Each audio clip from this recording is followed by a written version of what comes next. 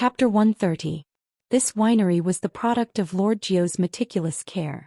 Lord Zhou even lived here, which showed how much he valued this place. After all, the location of this winery was very good. It was far away from the hustle and bustle of the city.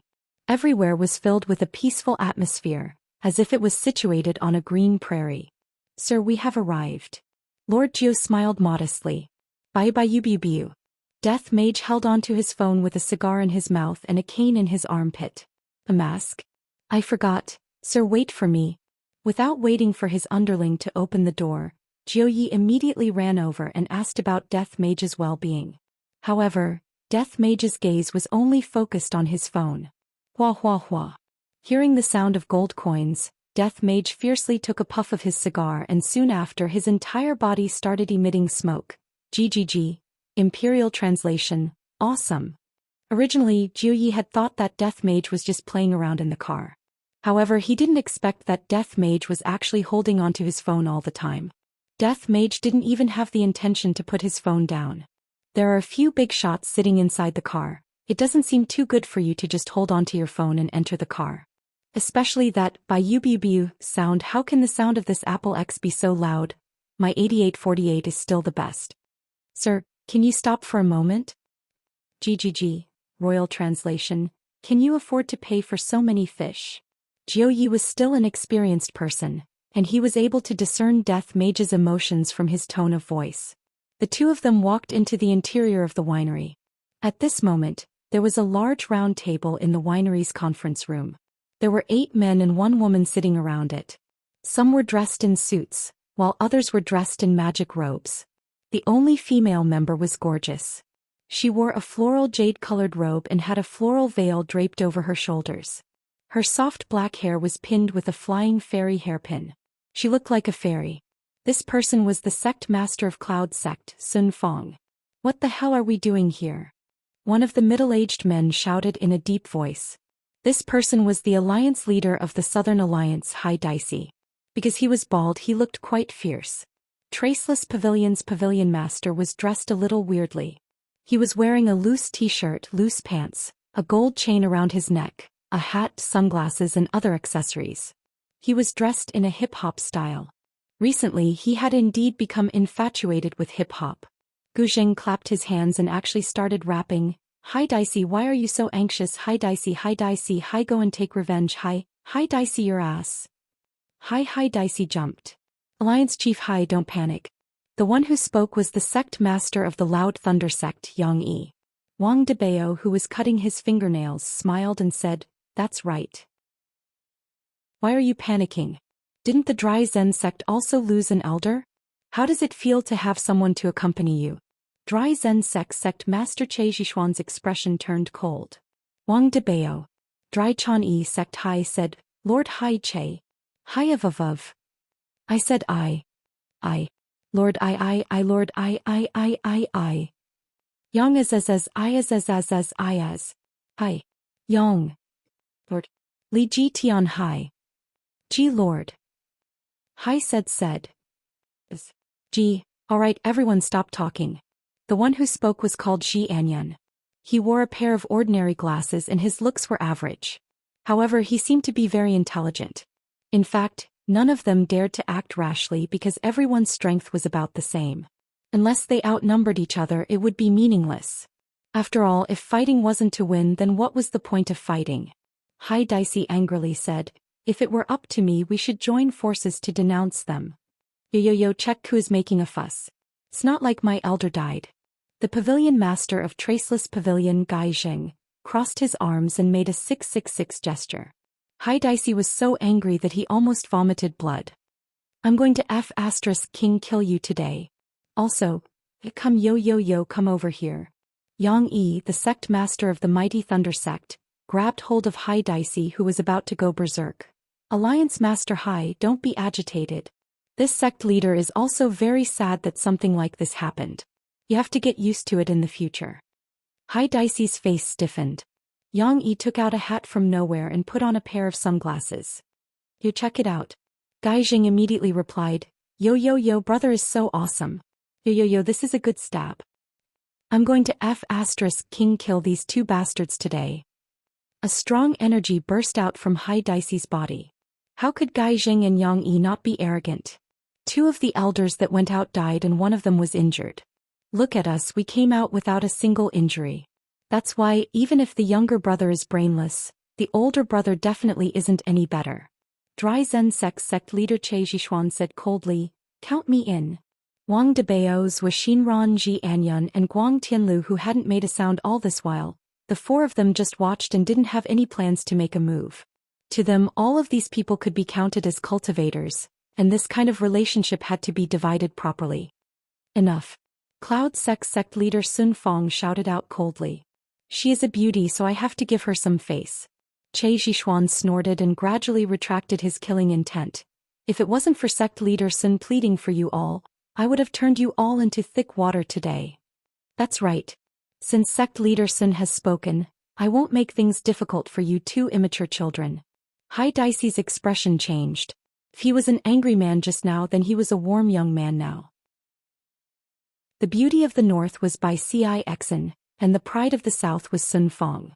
The beauty of these two beauties wasn't just for show. Hai Dicey and Che Zhishuan just felt that they had lost face. Gai Jing and Yang Yi, on the other hand, were just teasing the beauties and using this kind of method to attract the other party. Or maybe they had gotten some news and found out that sect leader Sun was listening to hip-hop music recently, so they purposely did this. Today's discussion is about how to protect the ancient godly equipment and the ownership of the ancient godly equipment. Sun Fong's tone was gentle and comfortable. Zhou Xian touched his hair. Sect leader Sun, how is your sect's elder Xing? Family leaders who really cares about our sect's matters. Sun Fong's tone was slightly angry. Ji Anyun rubbed his eyes. I heard that Elder Xing died on the way back yesterday, is that true? Elder Xing sacrificed himself for the greater good, but I will naturally take revenge for this. Well said. Revenge. Hai Dicey and Che Zhishuan immediately agreed. Zhou Xian chuckled. Lord Jio will bring people over later. I'm really looking forward to your revenge. Wang Debao took off his shoes, then took off his socks and actually started to cut his toenails. This action made people's hair stand on end. Sect leader Sun, I feel that we should think more about the matter of revenge. Gai Jing felt that it was better not to take revenge. Yesterday, when the elder came back and reported the situation, although he wasn't there, his heart still felt cold when he heard it. Just as Sun Fong opened her mouth to speak, a soft sound entered everyone's ears. Bye. Chapter 131. Bang. The two doors were kicked open by Death Mage, and Jiu Yi, who was at the side, froze in the middle of persuading Death Mage. The atmosphere immediately froze. Perhaps it was because the two wooden doors were quickly opened. The sealed conference room produced a wind that blew Death Mage's black robe up. If Death Mage was to wear a wig, his posture would be comparable to the god of gamblers. Especially the cigar that Death Mage was holding in his mouth. When he took a puff, his entire body would emit smoke, making him look very stylish. The iPhone 10 that he was holding in his hand was ringing with a beautiful and joyous melody, and at the bottom of the phone was a white cable that extended into the black robe. Presumably it was plugged into a power bank. Death Mage swept his gaze across everyone. Their strength is not bad, but compared to Xiao Yi they are still a bit weaker. But even if that is the case, fishing is still more important. I will be able to gather 7 Dragon Balls soon and exchange them for 10 RMB worth of expenses. I am finally going to win money. The 9 people present just watched as Death Mage walked in, sat down, and then, Biu, as the leader of a sector family. Of course they knew about the incomparable battle that happened that night. Xiao Yi fought against the Black Robe, and in the end he even used an ancient godly item to win against the Black Robe. In actuality, Xiao Yi was still wearing a super strong defensive armor. Everyone was guessing who exactly this person was and what relationship he had with the bar owner. Now that he appeared here, there was no need to say much. This person's identity belongs to the top of the bar. That means that the 2 people from yesterday should be his underlings. This bar is truly a place with crouching tigers and hidden dragons. If Death Mage knew what these people were thinking, he would definitely say it. Imperial translation: Master is busy with a date, and his honor is currently dealing with family matters, so I had no choice but to come by myself. Do you all think that I wanted to come? Isn't this the same as losing money? I came out to fish for some money. What everyone was shocked about was not only the identity of the Black Robe, but also the appearance of the black robe. It is actually an evil spirit. When did such a powerful evil spirit appear? As powerful bosses, they were all stupefied. After all, they are all people who subdue demons, and the skeleton in front of them actually grew up right under their eyes. This is unbelievable. Everyone didn't know what to do. About that, let me introduce everyone. This is the famous black robe. Zhou Yi squeezed out a smile and introduced the black robe to everyone present. Death Mage fiercely took a puff of his cigar, and in an instant the smoke lingered around the room. Death Mage's bony fingers continued to tap on the screen of his phone, and the sound of gold coins clattering could be heard coming out from the phone's speaker. Wang Debao revealed a puzzled expression. What was the relationship between it and the man that day? Employment relationship? Or a superior and subordinate relationship? Such powerful skeletons shouldn't have a superior and subordinate relationship. The employment relationship was more normal. Suddenly, Wang Debao felt that there was a possibility. That man was also Black Robe's underling. As the boss, it was only natural for him to step in. If that's the case, everything will make sense. I wonder if my wife will praise me after hearing my deduction or not. Just thinking about it makes me so excited. Popping candy with iced water, it feels so good. Everyone, why don't we begin? Lord Jiu laughed dryly. Black Robe couldn't control him. He was a great god. Xianxia adjusted his spectacles and looked towards Death Mage, and a row of information immediately appeared on his spectacles. Race. Undead life. IQ. Realm. Interests. Marriage. Xianxia's brows were tightly knitted together. Could it be that the spectacles crashed? It's actually filled with question marks. Hai Dicey could be seen taking the lead and saying, "Before we start the meeting, Wang Debao, please leave." Wang Debao wore his shoes and sniffed his hands. Why? A man who married into Bai family, what right does he have to sit together with us? Che Shixuan shouted out. Don't look at how Wang Debao married Bai Cixin. Everyone in the circle knew that Wang Debao was afraid of his wife, and he was even more afraid of Bai family. However, Wang Debao just had to set his headquarters at Gao Hai City in the south. Everyone knew that Wang Debao was afraid of his wife. Furthermore, Bai family was the leader of the family. The wife controls the north, the husband controls the south, and then the two swords would work together. Sui Xinran said faintly, Xiao Wang's hometown is in Gao Hai City. How can you say that he is a northerner? Biu. But he has a northerner wife. Gu Jing changed his hip-hop style and slammed onto the table as he shouted. Biu. Wang Debao scratched his head. My wife only went back to her parents' house to stay for a few months. Look at you all. Biu. Everyone's brows wrinkled. Death Mage held onto his chin with his left hand, and his empty eye sockets flickered with red light. Warning. The boss is attacking. Death Mage could be seen holding onto his phone. Bang. The entire conference room was filled with the sound of bone fingers tapping onto the screen. Zhou Yi had the intention to persuade Death Mage, but when he saw how excited Death Mage was, he decided to forget about it. Gradually, Death Mage put down his phone and a black fog emitted out from his body, scaring everyone into activating their defense. Death Mage looked at the gold coins that had already been cleared, and he really wanted to kill someone. I just spent over 1 million gold coins in one go, and in the end a human entered the room, clicked on the screen and killed the boss. How can I not be angry? All cunning humans deserve to die. The black fog on Death Mage's body actually left his body and floated above his head like a black cloud. In an instant, the black cloud rapidly flew towards a corner of the conference room. Everyone turned pale with fright, not knowing what the Black Robe was doing. Meanwhile, Death Mage quickly picked up the cane that was placed beside him and fiercely threw it forward. Dong! The cane was forcefully stabbed into the wall, and its original appearance was gradually revealed. Everyone took in a breath of cold air once again, but what was even more shocking was yet to come. The wall was actually bleeding. Gradually, a person who was wearing a black robe was revealed, and there was a big hole in his chest. Profound hidden sect. Everyone cried out in shock. A horrified scream rang out from within the black cloud, and the black cloud seemed to be wrapped around something that was floating in the sky. Everyone didn't need to think too much to know who it was. Originally, Death Mage didn't want to care about it, but who knew that the boss that he had painstakingly killed would be snatched away by someone else? Wasn't it just nice that there were two muzzles? The expressions of the big shots in the conference room didn't look good.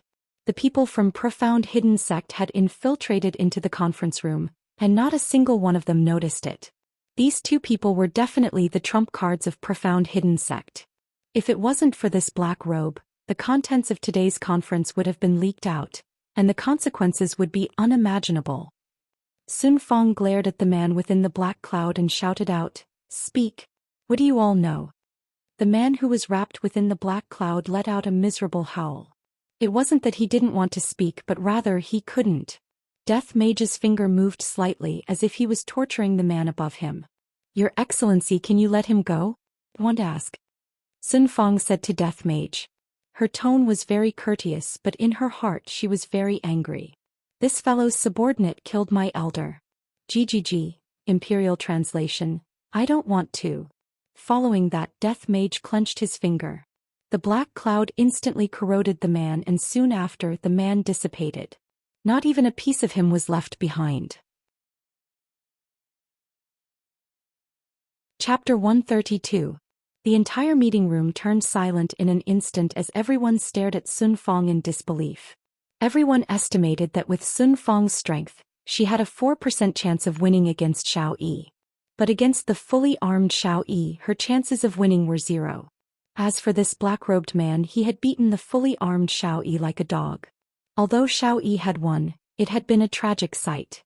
In actuality, everyone had overlooked one point. Death Mage was ordered to not kill Xiao Yi, and yet, Death Mage acted recklessly, and in the end he was killed by someone. Everyone really couldn't understand why Sun Fong wanted to challenge this black robe. The gains didn't make up for the losses. Something bad happened, she would die. Sun Fong's beautiful eyes were ice cold. Her own elder had died miserably at the hands of your little brother yesterday. Of course, this vengeance should be avenged by this sect leader. If I let this enemy go, how would I explain it to the disciples of the sect? It would make the hearts of the sect disciples even more bitterly disappointed. No matter what the hell that purity bar was up to, he had to take revenge for Elder Xing today. Thinking of this, Sun Fong couldn't help but recall the way Elder Xing was carried back. All of the meridians in his body had been severed, and his internal organs felt as though they had been tossed into a blender. After asking a disciple, she found out that this was caused by Elder Xing's duel with a middle school student. At that time, there didn't seem to be anything out of the ordinary. He must have fallen into some sort of secret passage. What a joke. How could an ordinary person withstand a casual slash from Lai Gu, even if it was a slash from his hand? All the big shots in the cultivation world were very worried, but the family heads on Wang Debao's side didn't care and just treated it as a show. Death Mage stared at Sun Fong with his empty eye sockets. The latter did not seem to be afraid in the slightest. However, to Death Mages, they were already used to this kind of gaze because they did not know their own strength at all. A mere human woman dares to challenge me? Death Mage was currently considering whether to kill her or... I heard that his honor has been cultivating his humanity recently, and even Master is cultivating his humanity as well. From this, it could be seen how important humanity is. Thinking about it, I am also cultivating my humanity. At the very least, I can be considered to be keeping up with his honor and Master's footsteps. Thinking about gambling, Death Mage decided that he had to win this time. He picked up his phone and started typing. Colorful words scrolled across the screen. "I'll bet on one." Sun Fong shouted in a tender voice, "I'll accompany you to the end." Death Mage typed again.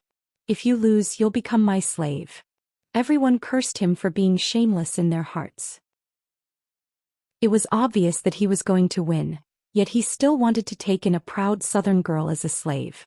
He was simply inhuman. So what if you accept it? Do you even have a weapon? Sun Fong was angered to the point her face flushed red. As the sect master of the Cloud sect, when had she ever been humiliated like this? If she didn't wash away the humiliation she suffered today, how would she be able to raise her head in the cultivation world? All right. If you lose, I'll hack you to pieces. Death Mage nodded his head. If I am still unable to win this bet, I will stop gambling from now on. Lord Zhou facepalmed. The meeting hadn't even started and they were about to start fighting. What a headache. Death Mage stretched out his skeletal hand, and the death scythe that was nailed onto the wall flew back into his hand. Sun Fong then casually grabbed onto something, and a purple sword appeared in her hand. The group arrived at the large garden behind the winery. It had to be said that the air in the suburbs was really fresh. In addition, there were many flowers and plants planted around, and they could smell the fragrance of the flowers when the breeze blew. This kind of scene was a good time for a date. Sitting on the grass, hugging a big sister and looking at the stars. Borrowing the darkness, they could even get intimate with each other. Seems like Lord Zhou had his own plans for staying here. Everyone, do you want to change to another place to fight? Lord Zhou said weakly. This garden was something that I meticulously made. However, not a single person replied to Lord Zhou's question. Death Mage and Sun Fong stood at the center, and the battle was about to start at any moment. The other 4 big shots of the cultivation world were prepared to save Sun Fong at any moment.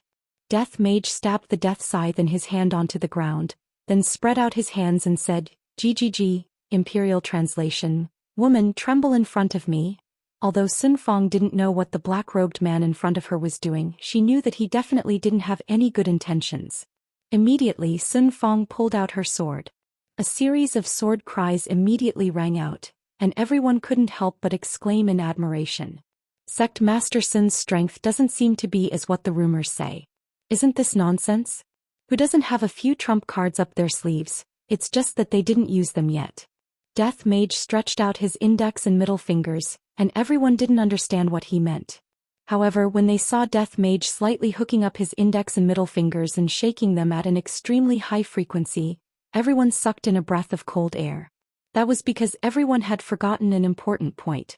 Although Death Mage didn't have any weapons, he still had his fingers. As expected of a talent. Sun Fong's face flushed red, and the spiritual energy on her body suddenly exploded out.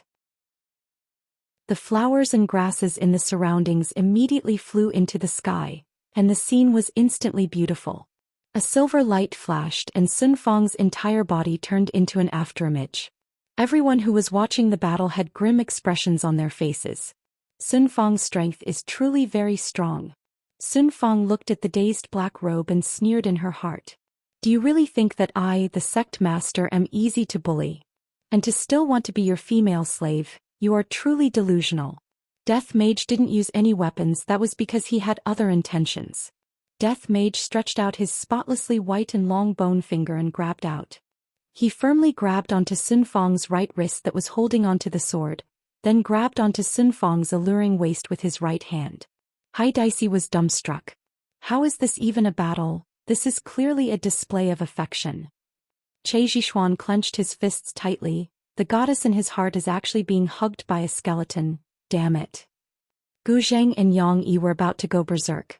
Their goddess was being defiled by a skeleton. Wang Debao was also very stupefied. I didn't expect that this skeleton would actually be so good at flirting with girls. The two of them looked like they were doing a ballroom dance, and it was hard for people to not think too much. Sun Fong was even more miserable. The skeletal hand on her wrist was like an iron pincer, and the hand around her waist was the same, making her unable to move at all. Looking at the skull that was so close to her and the red glow in its eye sockets, Sun Fong didn't show any signs of weakness. The spiritual energy in her body erupted once again. Even if she had to risk getting injured, she wouldn't let this skeleton take advantage of her. Boom. A shockwave spread out with the two of them as the center, and the entire sky was filled with all sorts of flowers. Death Mage casually grabbed onto one of the roses, then revealed his spotlessly white teeth and bit onto it. Faster, Xikemi. Everyone felt as if their worldview had been completely destroyed. Don't pull me, I want to kill this skeleton, I don't even dare to tease the goddess like this. Hai Dicey couldn't take it anymore, but no one stopped him. Blood seeped out from the corner of Sun Fong's mouth. Her forceful struggle just now had caused her internal energy to become chaotic. This black robe was truly terrifying. This was only the first exchange of blows and he was already injured. If this continued, he would definitely lose. If it really comes to that, even if I die, I won't let a skeleton humiliate me. Suddenly, Sun Fong felt a chill coming from her back, and the sword in her hand immediately flew towards Death Mage. Chapter 133. Let go of my goddess. Che Zhishuan angrily attacked, and a powerful spiritual energy struck towards Death Mage. A black fog shot out from Death Mage's bone finger and instantly dispersed the spiritual energy that was rushing towards Che Zhishuan. Dry Zen sect was an alchemy sect and their overall strength was not very high. However, Zhou Xian, who was the sect master, was naturally considered to be rather powerful. But in this group of people he was at the bottom. Zhou Xian could do nothing about the Black Fog's attack. He flew backward and crashed into a building like a cannonball. Lord Jiu's heart ached when he saw this. Everyone was speechless. No matter how weak Zhou Xian was, he was still a sect leader, yet this black robe had actually sent him flying with one move. His strength was actually terrifying to such an extent. Hai Daisy was just about to make a move, but when he saw Zhou Xian get killed he stopped. Although the goddess was still needed, if he didn't have a life, how could he be intimate with the goddess? Death Mage inserted the rose that was in his mouth into Sun Fang's hair. This action caused everyone to tremble with fear, and no one dared to recklessly attack Sun Fang. Sun Fang glared at the skeleton in front of her. She did not beg for mercy, nor was she afraid. "Kill me if you can. You want me to be your slave? Dream on." Looking at the beauty in his arms, the undead skeleton smiled. GGG, Imperial Translation, "You want to die? How could it be that easy?" Death Mage could be seen lowering his head slowly. Sun Fang's expression finally changed. Everyone was stunned. What happened next caused goosebumps to rise all over people's bodies. They actually kissed. After quite a while, Death Mage raised his head. "Human women's lips are so soft, my first kiss is actually gone." Looking at the woman who had already fainted, Death Mage carried her into his embrace, then picked up his scythe and disappeared from everyone's sight. There was only one thought in all the men's minds. It was over. The southern beauty Sun Fang had been defiled by a skeleton. When Death Mage appeared once again, he was already in the middle of a large mountain. Placing the woman in his embrace onto the grassland, Death Mage lit up a cigar, took out his phone, and recharged all of the money that he had left. The familiar voice sounded again. "Bayubiabubiu, Pastor." A black figure appeared beside Death Mage and shouted out respectfully. This person was the death assassin who was guarding Long Outyen. "What happened to that Long Outyen?" Death Mage asked while playing with his phone. In actuality, Death Mage could very well ask Ju Yi for money, but Death Mage felt that if he were to ask the same human for money, if news of this were to spread out, where would his face be? If Master and his honor were to find out about this, wouldn't I not even be able to raise my head? Replying to Master, Long Outyen has been staying in a small thatched cottage during this period of time, and he has not appeared. Death Assassin seemed to be a lot more normal. I finally met a normal person. Find an opportunity to ask for some money. We don't have enough funds. Master, he's here. Oh? Hurry up, it's time to top up again. Yes, Master. Death Assassin's figure disappeared in an instant, truly coming and going without a trace. Meanwhile, Death Mage continued to keep on going. Bayubiu. Beside him there was even Sun Fang who had fainted. However, in everyone's heart, the southern pampered girl Sun Fang was definitely being humiliated by the skeleton. However, this news would instantly spread throughout the entire south, even to the north. Now, even if Sun Fang returned safe and sound, everyone's saliva would drown her. Within the small thatched cottage, Long Outyen, who was wearing a tattered long gown, was currently hugging onto a petite and cute girl while saying words of love.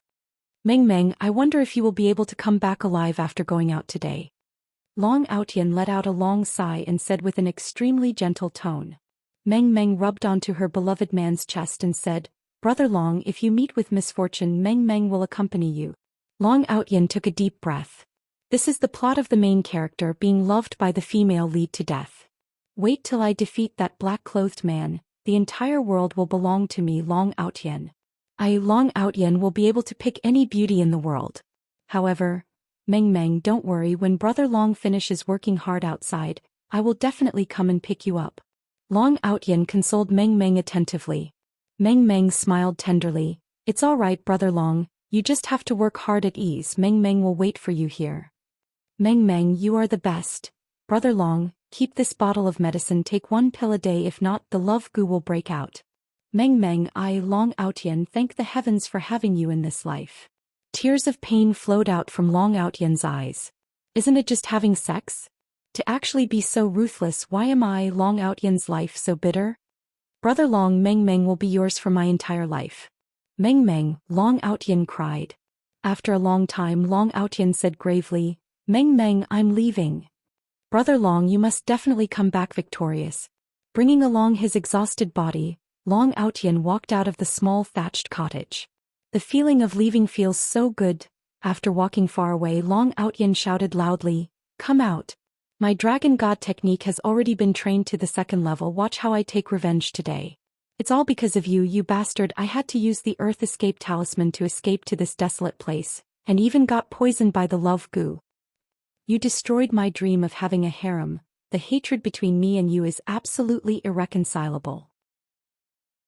Right after Long Aotian finished shouting, Death Assassin suddenly appeared, giving Long Aotian a fright. The imposing manner that he had just now immediately disappeared, and Long Aotian immediately hid behind a tree. F***K. I have already trained my dragon god technique to the 2nd level. What am I afraid of? Walking out from behind the tree, Long Aotian pointed at Death Assassin and shouted, You, don't be arrogant. Let's exchange one move today. Let's agree on it. We will only exchange one move. Whoever uses the 2nd move will lose. GGG. Imperial translation, no problem. Long Aotian retracted his frivolous smile, squatted down slightly, and stared at Death Assassin with his pair of tiger-like eyes. His entire body immediately emitted out a powerful aura, and his pair of eyes gradually turned golden. Come over. Long Aotian roared towards the sky. Death Assassin held onto the dagger and performed a horizontal stab. That night was a huge blow to Long Aotian. He was completely unable to catch the opponent's speed, but now that his dragon god technique had been trained to the 2nd level, he was clearly able to feel the opponent's movement. Long Aotian slightly tilted his head, and a strand of his hair slowly fell onto the ground. Long Aotian clearly felt it. I didn't expect that I would be able to dodge the opponent's ultimate move. The smile on the corner of Long Aotian's mouth became bigger and bigger, and soon after he opened up his arms and laughed wildly. Ha! Long Aotian have finally dodged it. The humiliation from that day has finally been washed away. Ha ha. Death Assassin looked at Long Aotian, who had already sunk into madness, and he really couldn't understand why Long Aotian would be so happy after dodging his most ordinary attack. Of course, Long Aotian was excited. In his heart he had already treated Death Assassin as the strongest boss existence. From the start he didn't even have the strength to fight back, to now that he was able to dodge the attack. How could he not be happy? How could he not be excited? Wait for me, Long Aotian, to train for a month. I will fight you again. Goodbye. Chapter 134. However, would the Death Assassin let him escape just like that? It was obviously impossible. He moved to block Long Aotian's path. What do you want to do? I said that I will only exchange one move with you. Are you thinking of admitting defeat? Long Aotian immediately panicked. If you have the guts, then let me hide for a few more years. When the time comes, I will be able to go all out. Death Assassin stretched out his thumb and index finger and poked it. Long Aotian was so frightened that he took a few steps back when he saw the white jade-like bones. He felt that the person who was chasing after him was not a human. He even asked for money. Calming himself down, Long Aotian took out his wallet and said, Actually, I don't have much. The plot is just developing and it's not the final stage yet. I only have a few thousand yuan in my card and some change. Death Assassin took over the wallet and disappeared in an instant, leaving behind the stupefied Long Aotian. I haven't told you the password yet. Long Aotian mumbled. After saying that, he paused for a moment and immediately ran off. Brother Long, why did you come back? Seeing Long Aotian running back with a joyful look on his face, Meng Meng's face was filled with joy. Long Aotian pressed on Meng Meng's shoulders and said affectionately, Meng Meng, I still can't let you go. I've decided not to leave. Meng Meng was stupefied. She was moved to tears. Brother Long, you are really too good to Meng Meng. I still can't beat the other party. Brother Long is feeling bitter in his heart. Wiping away her tears, Meng Meng said softly, Brother Long, I'll cook some noodles for you. Add more sauce. Brother Long, I hate you. On the other side, Death Assassin had already completed his mission and handed over the wallet with both hands. On the other hand, Death Mage only took out a few $100, then threw his wallet to the side. I'm going to deposit some money. You continue to look after Long Aotian. Yes. Seeing that its master did not plan to take that woman away, Death Assassin continued to ask, Master, this woman. Death Mage took a look at Sun Fong, who had fainted. According to the bet, Sun Fong could be considered as his female slave. However, if he were to let a female slave follow him, the expenses that he would have to spend would become huge. Sun Fong still had to eat, buy clothes, makeup and sanitary napkins. Forget it, I don't want it anymore. Just leave it here. After saying that, Death Mage went to the ATM machine to deposit the money. Death Assassin took a look at Sun Fong, who was on the ground, then disappeared as well. The Southern Beauty, she could be said to be the goddess of the cultivation world, but right now she was being disregarded by two skeletons. The reason was very good. They were difficult to raise. Death Mage even took back the title of female slave. After an unknown period of time, Sun Fong faintly woke up. Sun Fong's beautiful eyes surveyed her surroundings, and after checking her own body, she heaved a sigh of relief when she discovered that she hadn't been violated. But when she thought of that bony face, Sun Fong clenched her fists tightly. She swore that she would never rest until she died. At this moment, Zhou Yi also left the winery and arrived at Long, in city's rank 1 shopping mall. He quietly walked into an arcade. Lord Zhou, the master has been waiting for a long time. The man who spoke was the manager of the arcade, and his words carried a deep warning. Lord Zhou smiled and said, "Sorry, there was a traffic jam on the way." The man's eyes revealed an ominous glint. He turned around and brought Lord Zhou into the gaming hall. A man in a black cloak was sitting in front of a game console, seriously playing the game. I'm stupid. I'm stupid. I'm stupid. The two of them didn't even dare to make a sound as they stood behind him. Hovacha, eh? However, it was useless. He had lost. Will Zhou come and play? The man smiled, but he didn't turn around.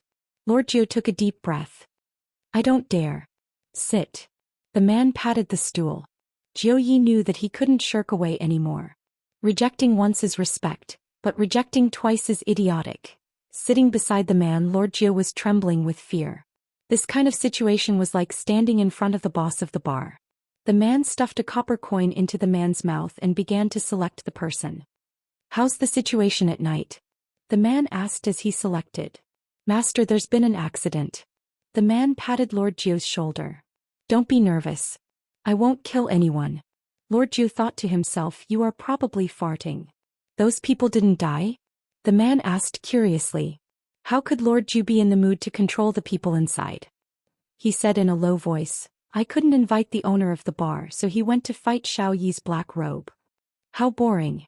I'm still counting on the boss of Qing Bar to be my gun. The man sighed. After a pause, the man continued to ask, how strong is black robe? Powerful. Compared to the owner of the bar. Only stronger, not weaker. Lord Zhou thought to himself. What the fuck do I know? The man stood up and took out a stick of cigarette. The manager immediately got angry. Little Zhou, you are too incompetent. This subordinate deserves to die. Master, please have mercy. Lord Zhou immediately kneeled on the ground and begged for forgiveness. What happened at night? Tell me about it. Lord Zhou told the manager what happened. After listening to what happened, the man sneered. His calm face immediately revealed a sinister expression. Spread the news. Ruin this woman's reputation for me. If not for this stinky woman, how would other powers be able to interfere in this matter? Lord Zhou immediately agreed. How's the progress of the investigation at Qing Bar? The man asked again. Lord Zhou didn't dare to be careless and said seriously, from the looks of it, if Black Robe is a person from Qing Bar, then his strength is the strongest. The second is that security guard.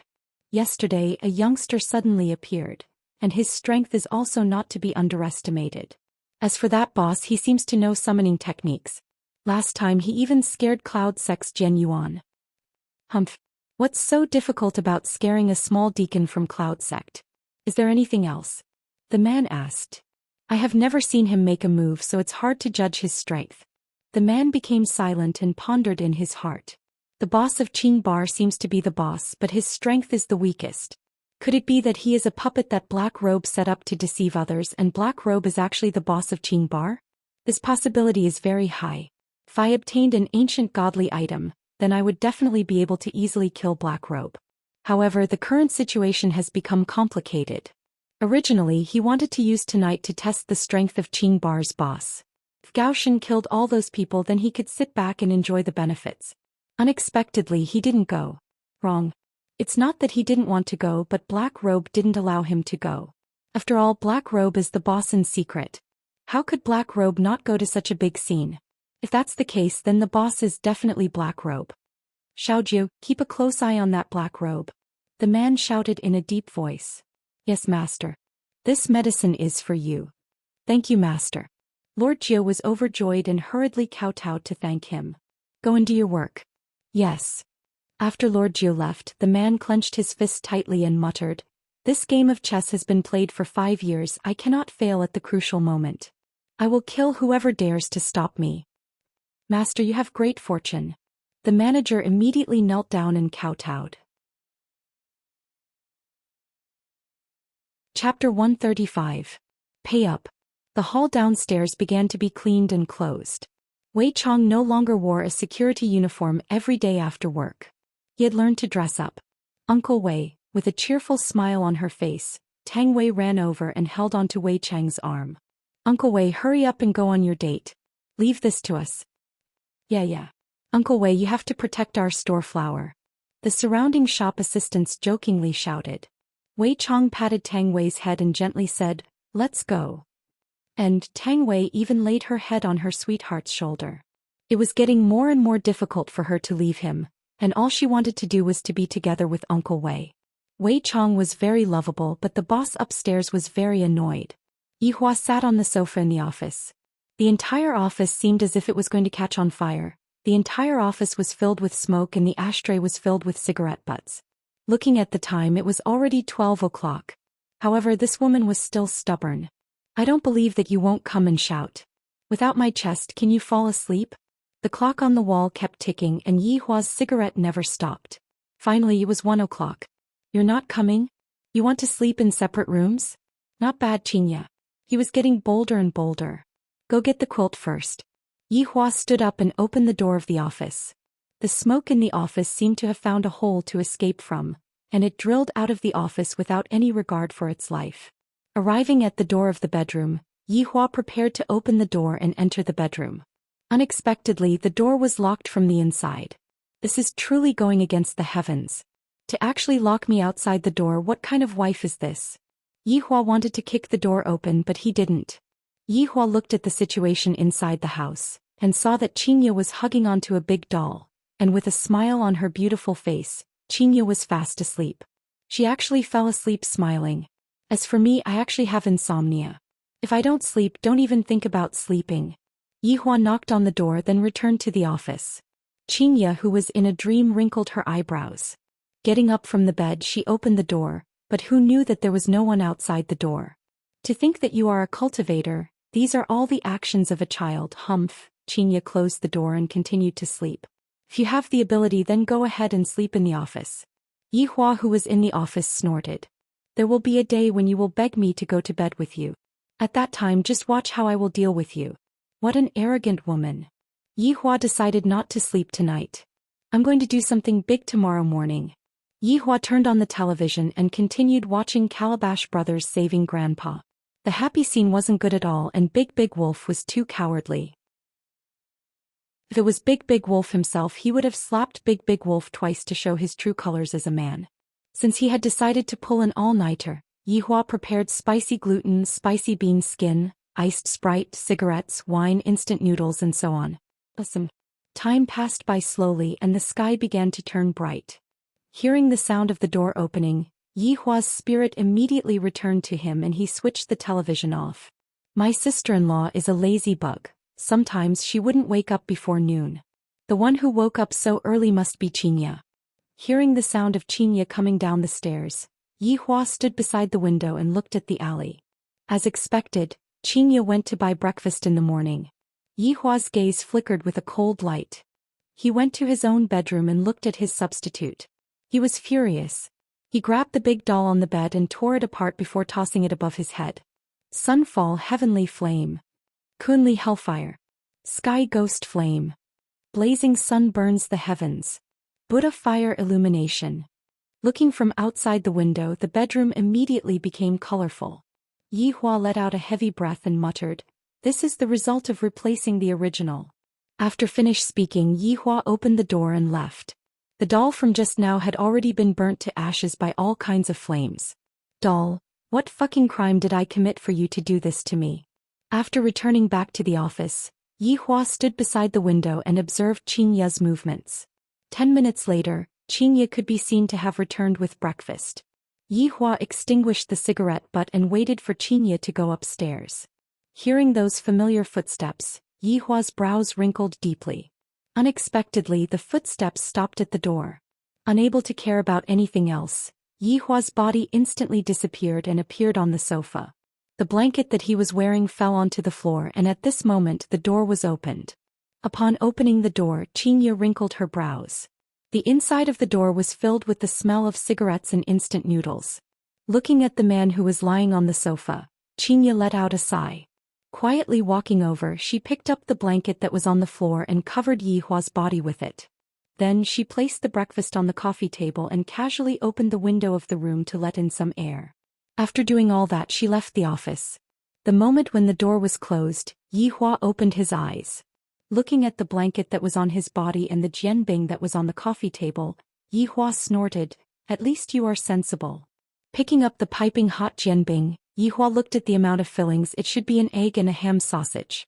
Biting down on it, it is rather fragrant. It is even better than the one that I bought myself.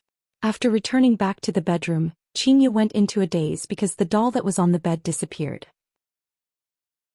It has only been 10 minutes. How could the doll disappear on its own? Unless there is only one possibility, that miser that was pretending to be asleep. Do you think that by destroying my doll I will have to beg you to come and sleep? Stop dreaming. For me, Xianxia, to be able to get to where I am now, how could I not have a backup plan? Opening the wardrobe, Yihua saw that the 3 dolls were covered by clothes. Yihua, seems like you are going to have to sleep in the office for a few more days. After finished speaking, Xianxia laughed tenderly and even threw herself onto the bed while laughing loudly. Yihua is too cute to actually be so stingy. If I were to suddenly appear when he was destroying the corpses, I wonder what kind of expression he would have. Only until noon did Yihua go out and casually walked into the bedroom. Looking at Xianxia, who was currently reading a book on the bed, he asked, "What are we eating for lunch?" "Anything." Xianxia replied indifferently. Look at this attitude of his, he is simply looking for a beating. However, his performance in the morning was not bad. I will forget about it this time. I prepared some meat like the one that I prepared last time. Yihua said indifferently. From start to finish, his head was looking towards the other side, seemingly like he did not care about it at all. Xianxia almost couldn't help but laugh out loud. Sometimes this fellow can anger me half to death, but sometimes he can amuse me to death. Look at that face of his that does not care about it at all. All right. Xianxia replied indifferently. Yihua was only giving face to the jianbing in the morning. If not, he wouldn't have given it to Xianxia. "Qingyutong, are you eating lunch?" Yihua knocked on his sister-in-law's door and shouted. Qingyutong's soft voice came from the inside. "Don't call me when you guys are eating. The one who gets hurt is always me. Today we are eating meat for lunch." Yihua added a sentence. Immediately, a hurried voice rang out from the inside, and the door was instantly opened. Qingyutong had an excited look on her face. "Brother-in-law, is that true?" Yihua responded.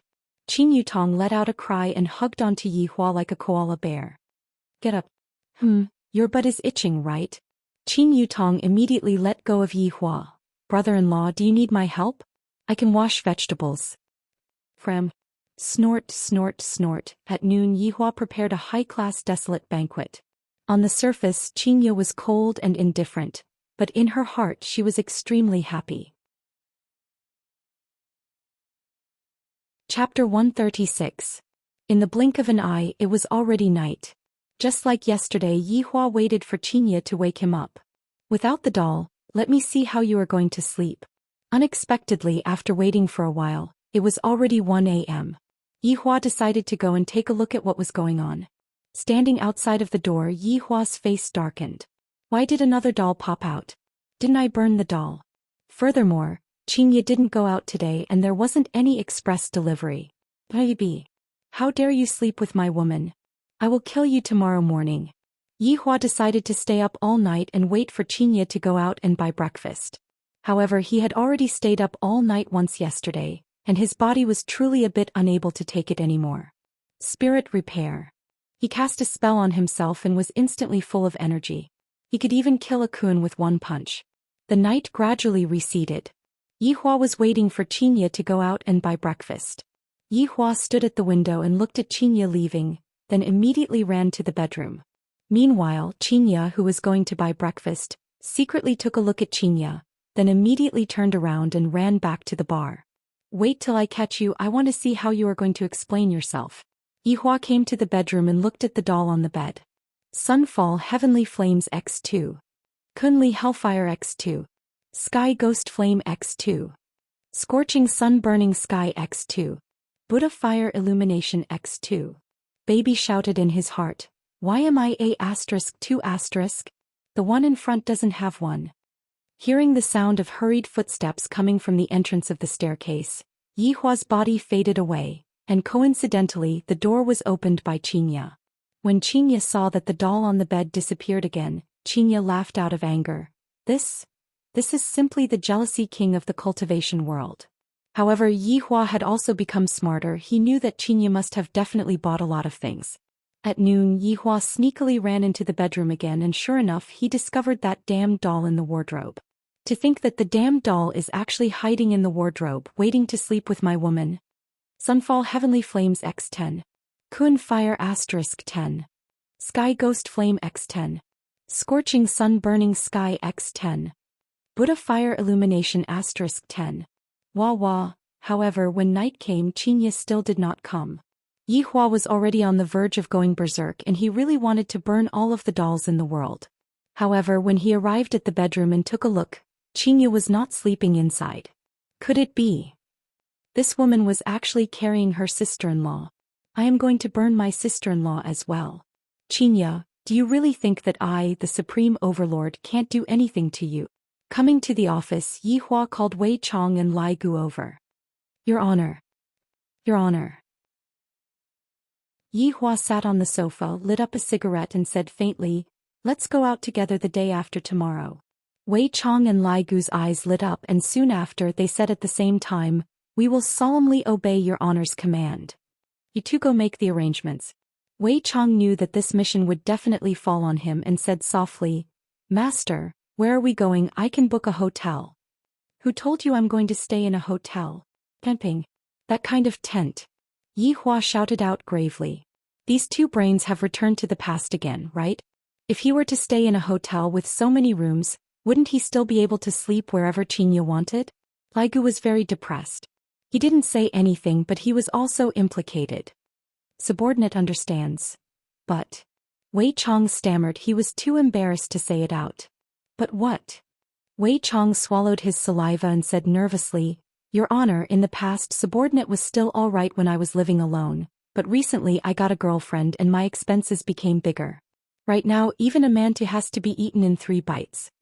Lai Gu had a look of disdain on his face. There is no one else who can be like you. Just like me, I have 3 female celebrities to support me and my life is so free and easy. That's why I say if you want to find a woman, you must find a woman who is rich, then live the life of a gigolo. It is very comfortable. Look at how His Honor is looking for rich people. Right now the price of crayfish is at least 10 caddies. In the past, when did His Honor dare to be so extravagant? Looking at Wei Chang's depressed look, Lai Gu sighed. If you want money, look for Lai Gu. Yihua said coldly. Lai Gu's expression immediately collapsed and immediately said, Your Honor, subordinate is also poor. Hearing Lai Gu's words, Yihua and Wei Chong couldn't help but think back to the past. Every time Lai Gu was asked to fork out money, it was as if Lai Gu was asking for his life. Gold had almost piled up into a mountain, and Lai Gu still said that he didn't have money. Noticing His Honor's threatening gaze, Lai Gu immediately changed his words. Your Honor, subordinate still has a bit of money. Wei Chong, in the future look for Lai Gu for all of the expenses. Right now the business of the bar is getting worse day by day. All of you should save some money. Yihua said faintly. Wei Chong probed, What about madam?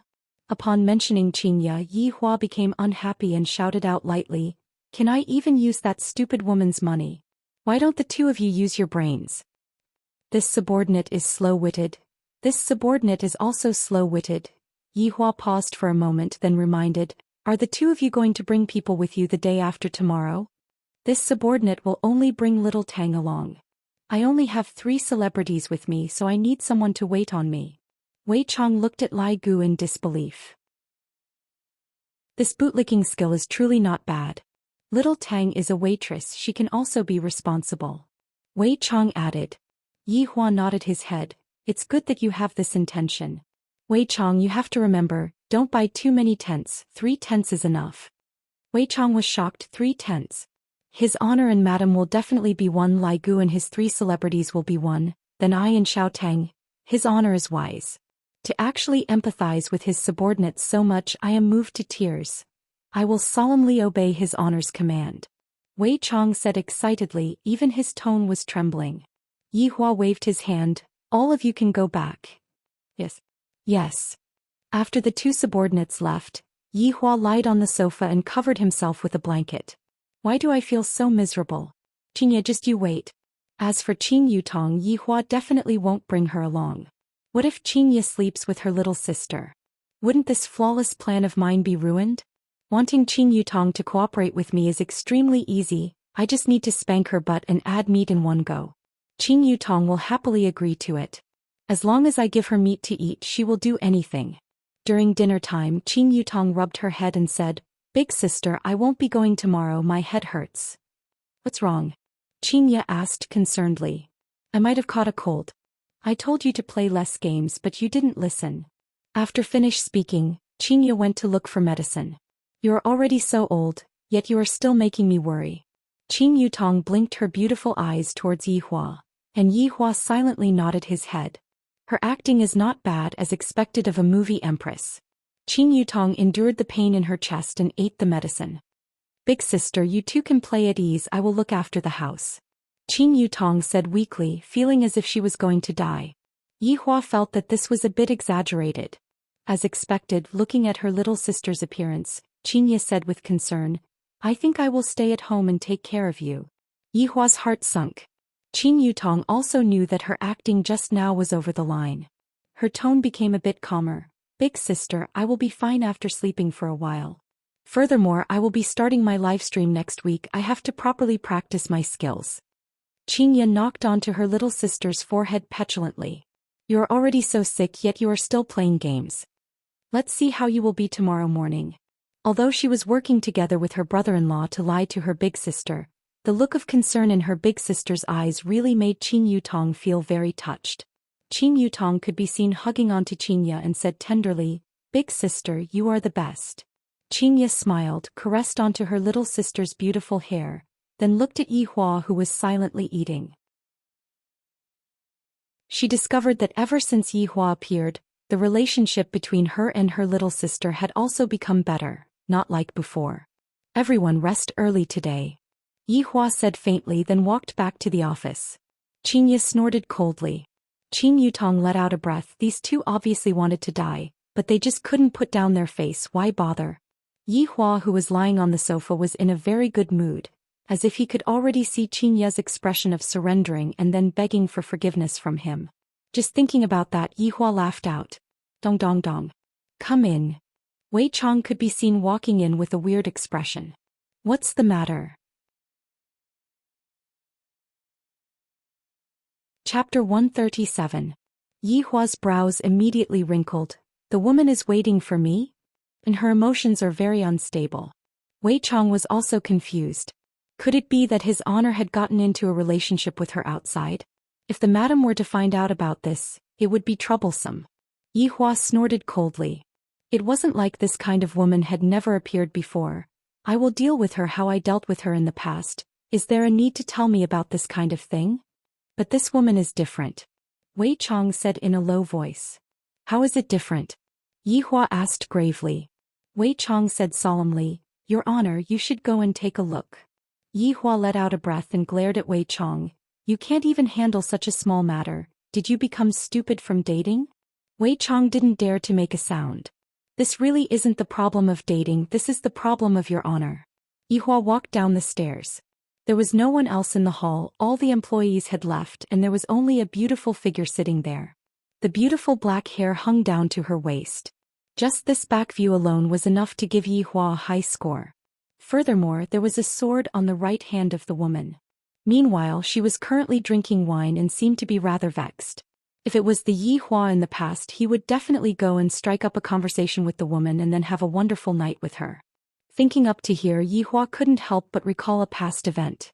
That woman seemed to be in the same state back then. Yi Hua gestured to Wei Chong, and Wei Chong nodded his head and walked forward. "Miss, our boss is here." The woman who was drinking wine slowly turned her head around and took a look at Yi Hua. Soon after, she started drinking again and said, "He isn't your boss is a skeleton." Yi Hua was immediately startled. This woman actually saw through my true identity.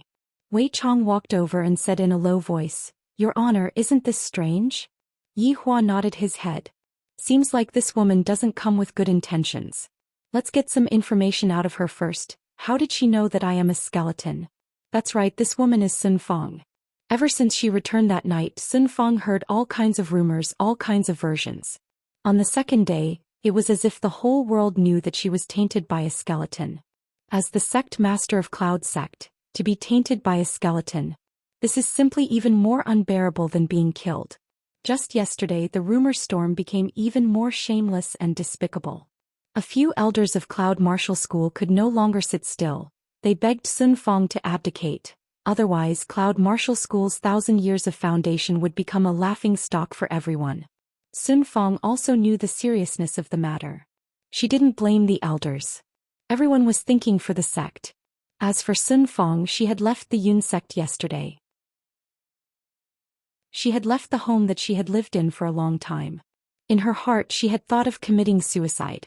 However, Sun Fong was unwilling. Even if she had to die, she wanted to drag that skeleton down with her. His reputation and innocence had been completely destroyed by the skeleton. In this life, there was only one thing he wanted to do, and that was to kill that skeleton. Wei Chong pulled out the stool, and Yi Hua sat at the opposite of Sun Fong. He discovered that this woman was indeed beautiful, and her weak eyes seemed to have received a huge blow. "How did you know that I am a skeleton?"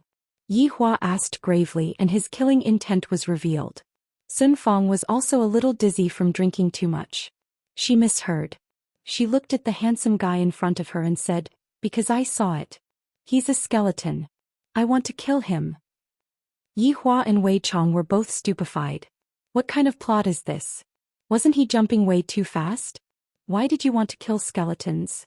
Yi Hua asked curiously. Sun Fong's beautiful eyes turned cold, and a fierce aura burst out from her entire body, because it tainted my innocence. My only wish in this life is to kill it. The skeleton tainted the lady's innocence? Yi Hua couldn't help but curse out, F***K. Wei Chong was even more stupefied. He asked curiously, "Lady, may I ask, how did the skeleton taint your innocence?" Bang! A silver light flashed and a sharp sword was placed on Wei Chang's neck. "If you dare to say another word, I will take your life." Sun Fong shouted out drunkenly, and the sword that she was holding onto in her hand was completely unsteady. Yi Hua shook his head towards Wei Chong. Wei Chong naturally understood what his honor meant. As an undead, to actually have such a scum of the same race, Yi Hua decided to get rid of this woman. This woman looks rather pitiful. Recently I have become a good person. Do you still remember the characteristics of that skeleton? For example, weapons and clothes? Yi Hua asked. Sun Fong's head was dizzy, and while swaying she said intermittently, It likes to play with my phone. It wears a black gown and it has a big scythe. It doesn't know how to speak and its mouth often makes GGG sounds." Hearing that, Yi Hua was confused. On the other hand, Wei Chong was stupefied. "Isn't this the fucking death mage? The evil spirit that I summoned actually tainted a human woman. How is this possible? It is just a skeleton. How did it do that?" "Your Honor, subordinate has a matter to report to you," Wei Chong said in a low voice. Yi Hua silently nodded his head and conveniently called Lai Gu over. "This damned skeleton is going to be stewed after I capture it." "Your Honor, the skeleton that this woman is talking about, it is one of us." Wei Chong finally spoke out, and immediately he felt that his entire body had become light. Yi Hua and Lai Gu were both stupefied. "It is an evil spirit that subordinate summoned out to handle some matters," Wei Chong continued. After a moment of astonishment, Yi Hua said faintly, "Since it is one of us, then forget about it. However, we have to make things clear. If both parties are willing to do it, then we can just chase it away. If it is a one-sided forceful act, then we have to ask it to take responsibility. For it to even come to my place to cause trouble, what is this?" "Your Honor is right. I will call it over right now and have it confront this lady face to face." Wei Chong felt that it should be like that, just that. "I really don't understand, how did a skeleton taint a human?" Lai Gu said in a low voice. "Damn, is the evil spirit that you summoned so good at flirting? Even I have some thoughts about this woman." "Lai Gu, how can you not be disgusted to think about my little brother's woman?" "Tay, I was just joking. Look at how anxious you are. I am a man who has mysophobia." Wei Chong chuckled. What a neat freak. Everyone moved to the toilet and Wei Chong began his daily summoning. Death Mage. Under the overhead bridge, it was still the same position, it was still the same black gown, and it was still sitting on the scythe of death. The only thing that changed was Death Mage's phone. From a 10,000 yuan phone to a 1,000 yuan phone, even if it was late at night, Death Mage was still struggling. Bayu Biu. The surrounding vagrant's ears were all filled with cotton. Suddenly, Death Mage stopped and his body instantly disappeared. The surrounding vagrants felt that the flies in their ears had finally flown away, and all of them let out a breath of relief. Finally, they were able to sleep peacefully. In the toilet of the leisure bar. "Can't you just choose a clean place to summon?" Yi Hua said displeased. Wei Chong said respectfully, "Your Honor, be at ease, I have already cleaned up the place." "Can I lick it?" Lai Gu pouted his mouth and said. Right at this moment, a black figure appeared. Death Mage went into a daze for a moment and soon after he didn't even dare to think anymore and kneeled onto the ground. "Your Honor." Chapter 138. Death Mage stood up while trembling. "This is my first time seeing His Honor's face. I am really too lucky. I am too excited. We are both undead, but His Honor is so outstanding. I am left in the dust. Left in the dust." Lai Gu grinned. "Little skeleton, you are not bad, your luck with women is not bad." Death Mage lowered his head, not daring to make any unnecessary movements and not daring to speak casually. Yi Hua said faintly, "Come out and take a look." Everyone walked out of the toilet. "Do you know that woman?" Yi Hua asked gravely. Death Mage did not dare to be negligent. "Your Honor, I know her. She said that you have tainted her innocence, is that true?" Yi Hua continued to ask. Death Mage went into a daze. "Tainted her innocence? How? With my fingers?" "Your Honor, this is purely framing subordinate. I hope that Your Honor can return subordinate's innocence. Subordinate's innocence cannot be tainted by a woman." Death Mage immediately kowtowed. "This woman is too shameless to actually complain about me in front of His Honor. Isn't it just removing your title as a female slave? To actually make such a big fuss in front of His Honor. Hateful humans. If I had known earlier, I wouldn't have made the bet. I lost again." Yi Hua took out a cigarette and Lai Gu immediately got angry. Lai Gu breathed out a mouthful of smoke. "Do you dare to say it clearly to her face?" "Subordinate dares." Death Mage said gravely. "All right, we will be witnesses then. If you dare to lie to me, you should know what will happen to you." Yi Hua said faintly.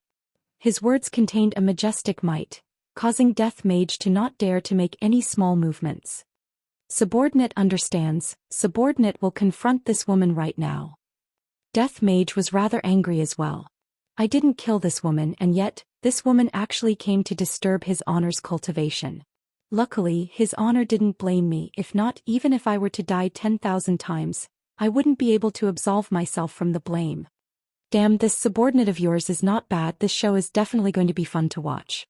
Lai Gu said softly at the side. Wei Chong let out a sigh. "How can my subordinate possibly get close to a woman? It is completely impossible." Death Mage could be seen walking over slowly and stopped 5 meters away from Sun Fong. Sun Fong turned her head and looked towards Death Mage, and the two's gazes intersected in the air.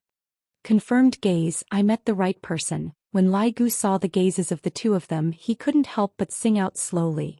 That feeling of deep affection seemed to be reminiscing about his mother dragon. Sun Fong was already drunk to the point of dizziness, but when she saw that skull face, her blurred eyes instantly surged with killing intent. Without saying anything, she raised her sword and rushed forward. To a person who is already drunk, their brain might be able to move, but their body would not be able to keep up with the rhythm. As a result, Sun Fang directly pounced into Death Mage's embrace. Wei Chong stretched out his hand and covered Lai Gu's eyes. Children shouldn't look. Lai Gu immediately slapped Lai Gu's hand away. What? You want to monopolize such a good show? What if she wants to take off her clothes? As expected, this is a good show. Yi Hua muttered. Death Mage was alarmed. This feeling doesn't come from the woman, but from his honor who is at the side. Sun Fang was feeling dizzy, and the long sword in her hand had already fallen onto the ground. Her small fist landed onto Death Mage's chest. Yi Hua and his two subordinates went into a daze. Why does this action seem so familiar? I'm going to kill you. I'm going to kill you, you skeleton, to actually forcefully kiss me and destroy my chastity. I'm going to kill you. Not only did this kind of tone not have any lethality, it was more like a woman who was acting coquettishly. For example, Yi Hua was able to sense that Qingyu would often say some unrealistic things. This time Wei Chong finally understood what was going on. It seems like it was his subordinate who forcefully kissed another woman, and the other party was the kind of woman who viewed chastity as her life. I'm going to kill you. While speaking, Sun Fang became drunk. To her, the past few days were too tiring. Yi Hua brought Wei Chong and Lai Gu over and said, Do you know your crime? Death Mage was greatly startled and immediately knelt down. Your Honor, please spare my life, subordinate. Subordinate only lowered my head, she didn't resist, and subordinate didn't destroy her chastity. Then before you kissed her, did you get the other party's permission? Yi Hua asked gravely. Death Mage actually started sweating, and after a while he said, Subordinate knows his crime. Yi Hua snorted, and Wei Chong and Lai Gu immediately stood there obediently. I have already told you two before. We are here to cultivate our humanity, and we have to look at things from a human's point of view. How could you go and forcefully kiss someone without getting the other party's permission? Fortunately, you are my subordinate. If not, I would have stewed you. Yi Hua gave out a severe criticism. Is it glorious for something like this to be spread out? For a subordinate's subordinate to have to forcefully kiss a human, and that human came to me to reason with me. If this was to be spread out, where would my face be? Death Mage was exalted. Thank you, Your Honor, for not killing me. Tell me what happened once. Lai Gu, bring the hops over. Yi Hua sat down and said. Wei Chong added, I want the melon seeds too. Death Mage stood up and wanted to throw the woman who was in his embrace out, but in the end he was stopped by his Honor's gaze.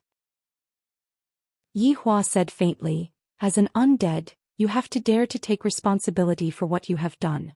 Since you have destroyed the other party's chastity, and the other party also came to me to reason with me, I will not be biased towards anyone. From today onwards, you will have to take good care of this woman. Your Honor. Death Mage really wanted to cry. Why did I end up in such a situation? I can't even protect myself and I still have to bring a woman along. Are you thinking of disobeying my orders? I don't dare. Lai Gu brought over the hops and melon seeds, and Yi Hua said faintly, Tell me what happened once. In the following half an hour, Death Mage began his performance. Especially when it came to the climax, he was simply unable to control himself. Your Honor, this woman is too shameless. She coveted subordinate's appearance, and in front of everyone's eyes she even said that subordinate secretly kissed her. And now because of this she even came to Your Honor and disturbed Your Honor's sleep time. Subordinate blushed with shame. I hope that Your Honor can retract your orders. This kind of woman is truly not to be trifled with. After finished speaking, Death Mage lowered his head. Just now, I had already fought for my final chance. If I am still unable to get rid of this woman, then I will just accept my fate. Yi Hua did not say anything and was currently thinking about another problem. This woman's background is not small. She is actually the sect master of Cloud Sect. I reckon that I will be able to use her in some way in the future. For a woman like this to be compatible with my subordinate's subordinate, just that for me to make my subordinate use the honey trap, this is truly making things difficult for me. What do you two think? Yi Hua asked Wei Chong and Lai Gu. The two's hearts sunk. It's time for the exam again. I forgot to draw circles in the past. After a long while, Wei Chong said solemnly, Your Honor, subordinate feels that it is better to destroy a temple than to destroy a marriage. Since this sect master has taken a fancy to my subordinate as the sect master, I as the sect master should be happy. Hearing what Wei Chong said, Lai Gu's eyes shone. Your Honor, what gluttonous monster said is extremely true. This is a love that transcends races. However, when Lai Gu finished speaking, the three went into a daze. Soon after, they looked towards Death Mage's face, then looked towards Sun Fong, who was in Death Mage's embrace. This fellow actually used his real body to make a human woman fall in love with him, and furthermore, the human woman is a beautiful female sect master. This female sect master's taste is rather unique. If Yi Hua and the others were to reveal their real bodies, I reckon that other people would probably faint from fright. Yi Hua coughed lightly. He did not want to lecture his two subordinates and said, "It is already quite late, this matter is decided, all of you can go back to your places now." After finished speaking, Yi Hua turned around and went upstairs. My little brother's woman has already come to look for me, and my little brother's woman is even more so, and yet my woman is acting like that. Chapter 139. Death Mage hugged onto Sun Fong, who was in his embrace, and he even had the heart to die as he shouted out lightly, "Master, since his honor has spoken, you should just treat this human well." After Wei Chong finished speaking, he stepped into the black void. Lai Gu smiled and patted on Death Mage's shoulder. "If you don't want it, you can give it to me." Death Mage was very straightforward as he stretched out both of his hands. Lai Gu was startled. His honor is from the undead race as well, and this undead race sure is straightforward. "Brat, it is better for you to keep it for yourself." After finished speaking, Lai Gu disappeared, leaving behind Death Mage, who had a depressed look on his face. Looking at the woman in his arms, the corners of her eyes were still wet. Even though she was drunk, her brows were still tightly knitted. Death Mage let out a heavy sigh. "If I knew that it would be like this, I wouldn't have revoked her identity as a female slave." Listening to his honor's words, "I still have to treat her well. How is it possible that I don't even have money to play games and I still have to raise a woman? What kind of joke is this?" Death Mage also disappeared from the leisure bar. As for where he went, it was naturally under the Heavenly Bridge. The only difference was that he had to carry a woman while fishing, and the surrounding vagrants were suffering unspeakably. The next day, Yi Hua woke up very early in the morning and looked at the weather outside. The weather was warm and sunny. The weather was the most suitable for traveling. When he thought of his meticulous plan, the corners of his mouth unconsciously curled up. After washing up, Yi Hua woke up Xianxia, who was sleeping in his sister-in-law's room. Qin Yutong naturally had to pretend that she had recovered from her illness. This way, Xianxia would be able to go to Yi Hua's room with peace of mind. Xianxia had prepared some clothes, and while wearing a big round hat to block the sun, Xianxia looked very comfortable. Right now, even if Xianxia didn't have any noble clothes on, Xianxia was still able to show off her nobility. Yi Hua was very satisfied with Xianxia's change. This is the temperament that his honor's wife should have. "Yi Hua, where are we going?" Xianxia asked faintly, and her tone was still the same, neither warm nor angry. Yi Hua said indifferently, "You will know once you get there. This guy, he wanted to give me a surprise, but he was still sneaky. Do you think I don't know what you're thinking? Little sister must have been bribed by you." At this moment, Wei Chong and Lai Gu were already waiting downstairs. Beside them, there were 4 women who were dressed in maid attire, and they were acting as the service personnel for this trip. Among them were Wei Cheng's girlfriend Tang Wei, and Lai Gu's 3 big celebrities, Yi Wenxia and Bai Xiaozhen. It must be said that Wei Chong and Lai Gu's eyesight was very good. These 4 women could be considered as top-notch beauties. Especially after they ate the golden delicate crane, their appearance became even more beautiful. Looking at his subordinates' women, Yi Hua couldn't help but nod his head. "I will be able to bring them out. As for whether or not they will be able to gain face, that will have to depend on how well they teach them." When Xianxia saw these 4 women, she was a bit stupefied. Why are all of them wearing maid attire? All kinds of black silk, all kinds of lace, all kinds of visual allure. Although their expressions were filled with respect, Xianxia still felt that it was strange.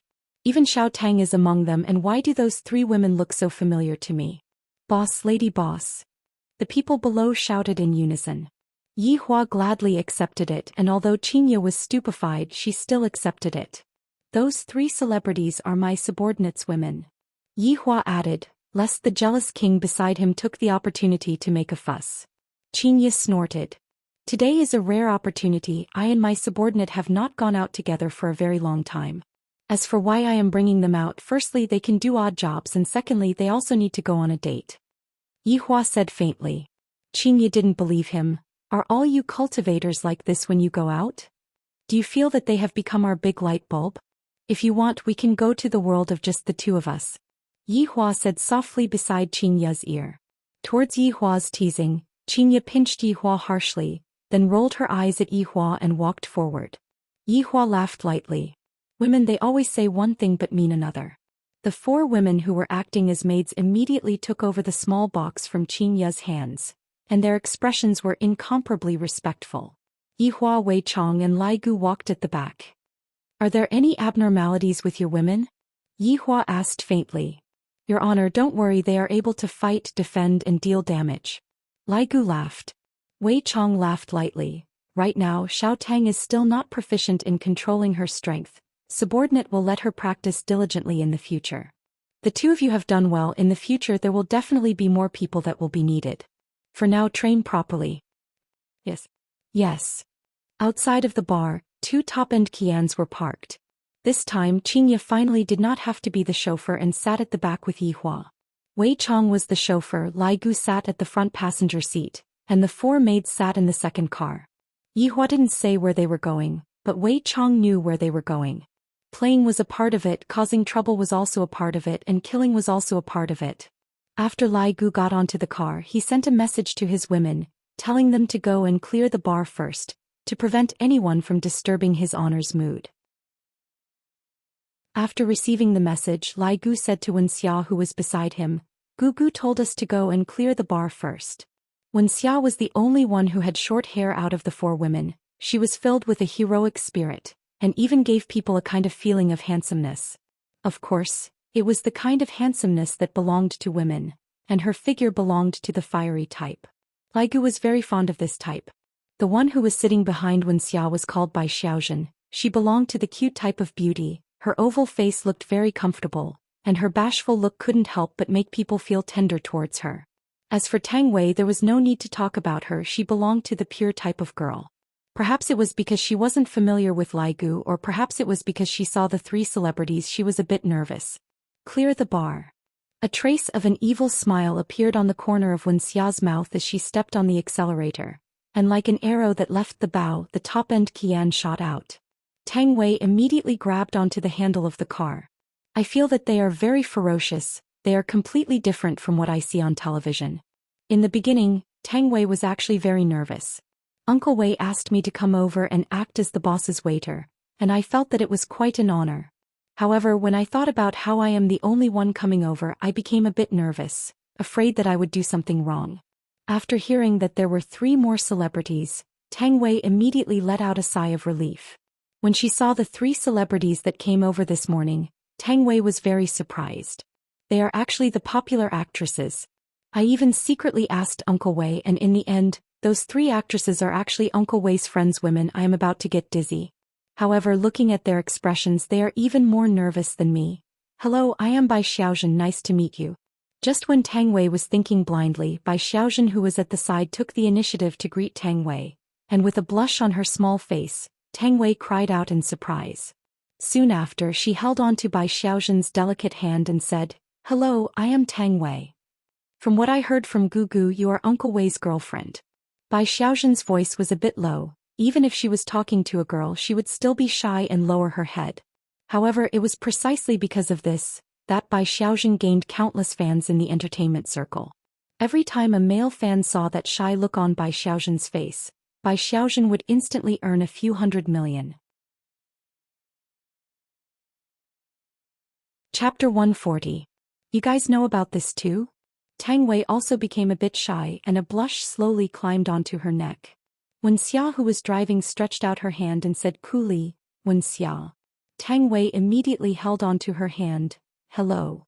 She turned her head and smiled sweetly. "Hello Tang Wei, my name is Iran." Oh. Tang Wei was a bit overwhelmed by the favor, so they are actually very amiable and approachable. "You are thinking too much, isn't it all because of your Wei Chang's woman?" Wuxia still smiled gently. "Xiao Tang, we are friends in the future, we need to walk around more often." What big sister Yuan said is right. Tang Wei was the youngest among the four, so it was normal for her to address the other three as big sister. Bai Xiaozhen said weakly, Tang Wei, are you prepared? We are going to clear the place later. Do we need to prepare for clearing the place too? Tang Wei asked innocently. When Xia said calmly, clearing the place is equivalent to killing.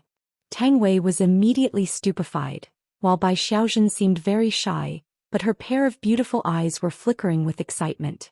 Don't think that only Yi Hua was instilling crooked logic into Xianxia. Lai Gu was the same as well, and his brainwashing was very successful. However, this time it was a rare opportunity for him to pull all of the women out to train and see the effect.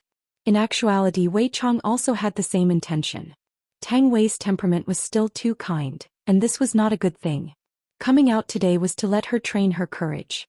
Yi Hua's car drove at a moderate speed, and when Xianxia saw the car behind them speeding away, she asked curiously, "It is very dangerous for them to drive so fast." Lai Gu smiled, "Madam, don't worry, they know what they are doing." "What are they in a hurry to do? Isn't it good for them to go together with us?" Xianxia asked. "Madam, they are going over first to prepare." Lai Gu explained carefully. His mood was pretty good. Yi Hua said faintly, "Why would there be so many questions?" Xianxia snorted, "Can't I just ask out of curiosity? He really acts like a big boss no matter where he goes. I feel that my mental state is also developing towards this direction." Very quickly they got on the highway. Xianxia was very curious where Yi Hua was going to bring her to play, and as she thought about it, she got a bit sleepy and gradually fell asleep. Yi Hua took a look at Xianxia. Only a sleeping Xianxia is capable of making one feel tender affection for her. Seeing that Xianxia was slowly falling to one side and was about to touch the door frame, Yi Hua stretched out his hand and held onto Xianxia's forehead, then lightly hugged onto Xianxia's shoulder and let Xianxia use his shoulder as a pillow. Xianxia, who was asleep, pursed her lips and hugged onto Yi Hua's arm. "Because if I don't hug onto something, I will feel that something is missing." "Drive it steadily," Yi Hua said faintly. Wei Chong, who was driving, nodded and controlled the speed at 100. "Damn it, it's been a few days and I can finally hug this stupid woman. Today is really a good day." 2 hours later they got off the highway, entered the village road and then turned into the mountain road. They drove through the forest for half an hour. If there were people, they would sometimes see flying cars. Not long later they finally arrived at their destination. At this place there was a waterfall that wasn't big nor small, and the water droplets that splashed out from the waterfall were as fine as dust and smoke. As the water droplets floated in the air, they formed a mist that covered the forest with a layer of thin veil. At first glance, an extremely beautiful rainbow could even be seen. The water quality of the water here was not something that the water quality in the city could compare to. If one were to look carefully, one would even be able to see fishes swimming at the bottom of the water. Presumably, the meat of the fishes would be delicious and delicious. 4 maids could be seen to have arrived at the scene a long time ago, and all of the facilities were already prepared. Tents, chairs, dining tables, cooking utensils, food, etc. were currently standing in a row to welcome them. However, just an hour ago the scene here wasn't this peaceful. 1 hour ago. "Big Sister Xia, are we lost?" Tang Wei, who was sitting at the back, asked curiously. She opened up her phone and took a look at it, then said, "We aren't." Gugu had already come over to take a look. "We have arrived," When Xia said coldly as she stepped on the accelerator. Tang Wei took a look and immediately cried out in surprise, "Big Sister Xia! There is a waterfall in front of us, quickly! Quickly stop the car!" Amidst Tang Wei's screams, the Qian flew out from the top of the waterfall. Other than Tang Wei, the other 3 women felt that it was very exciting. Bang! The entire car unreasonably landed at the bottom of the waterfall, and Tang Wei had yet to come back to her senses. Bai Ji still smiled. "Everyone, prepare yourselves and strive to perform well in front of the boss. Don't make things difficult for Gugu." "You are still right, although it is just a simple outing." Gugu said that it is also a part of the boss test. When Xia loosened the seatbelt and took out a mirror to take a look at herself. "I better not lose face as a man in front of the boss." Tang Wei was completely stupefied, not understanding what they were talking about. "What are you all talking about? Why don't I understand what you all are talking about?" Tang Wei asked confusedly. Bai Xiaozhen said tenderly, "Tang Wei, you will know after we get off the car." While feeling puzzled, Tang Wei got off the car along with the 3 women. Sizing up the surroundings, I feel that it is indeed not bad. This is a good place for camping. For such delicate and beautiful women appeared in the depths of the forest, and furthermore they were dressed so alluringly. All of them were dressed in black lace-made attire, and their long legs were dressed in black stockings, and the stockings were even the kind that had a net on them. On their feet they were wearing high heels and their long legs were vividly displayed. Immediately, countless sounds of saliva being swallowed rang out from the surroundings. Bang! Bang! Bang! In an instant, countless figures descended from the sky, and the way they appeared was extremely shocking. Wherever they landed, the ground would be stepped on, and from this, it could be seen how valiant they were. Tang Wei was a bit scared as she moved closer to the other 3 women. Around 100 people surrounded the 4 women in the center, and all of these people were dressed in different styles. Some were dressed in ancient style, some were dressed in modern style, and there were even some who wore bell-bottoms. However, the only thing that all of them had in common was their gazes. They wished that they could swallow the 4 women in front of them. A handsome man could be seen flinging his bangs as he walked out with large strides. I am Extreme Wool Pavilion's big disciple, Sun Wei. You all? Who are you all? He immediately revealed a delicate and weak look as she hugged onto Wuxia's arm. Not only did this action not make others feel pity for her, he even started laughing out loud and his gaze revealed savagery.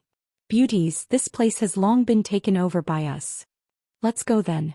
As expected of a celebrity, when they start playing around it would be great. Sun Wei immediately stopped.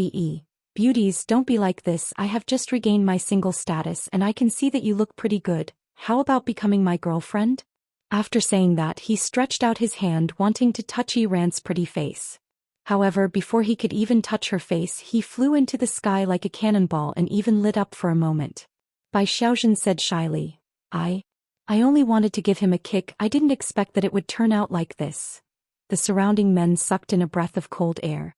A delicate woman had actually kicked an adult man into the air, and this was not an ordinary kick. He flew into the sky and had yet to land. Chapter 141. She still maintained her weak expression and said indifferently, each of you take one direction, the boss is coming soon, hurry up. When Xia and Bai Xiaozhen nodded, Tang Wei was still panicking. When she appeared again, her slender legs were on top of a man's forehead. The high heels on her feet had pierced through the man's skull. Blood flowed out from the heels. The man's eyes were filled with shock, but he could not help but look down. He immediately felt that he died with grievance. She was actually wearing safety pants. Screams suddenly sounded. The small valley was filled with wails. The clear water turned bright red. Tang Wei looked at the man in front of her with a sinister expression. She continuously retreated until she leaned against the car door. Die. The man raised his butcher knife as if he had already seen the beauty being cut into 2. Tang Wei was very nervous, but she also knew to resist. She grabbed the man's arm and flung it. Maybe because she used too much strength, she did not throw the man out, but her arm was forcibly torn off. Looking at the arm that was spurting blood, a black mist flashed past Tang Wei's beautiful eyes.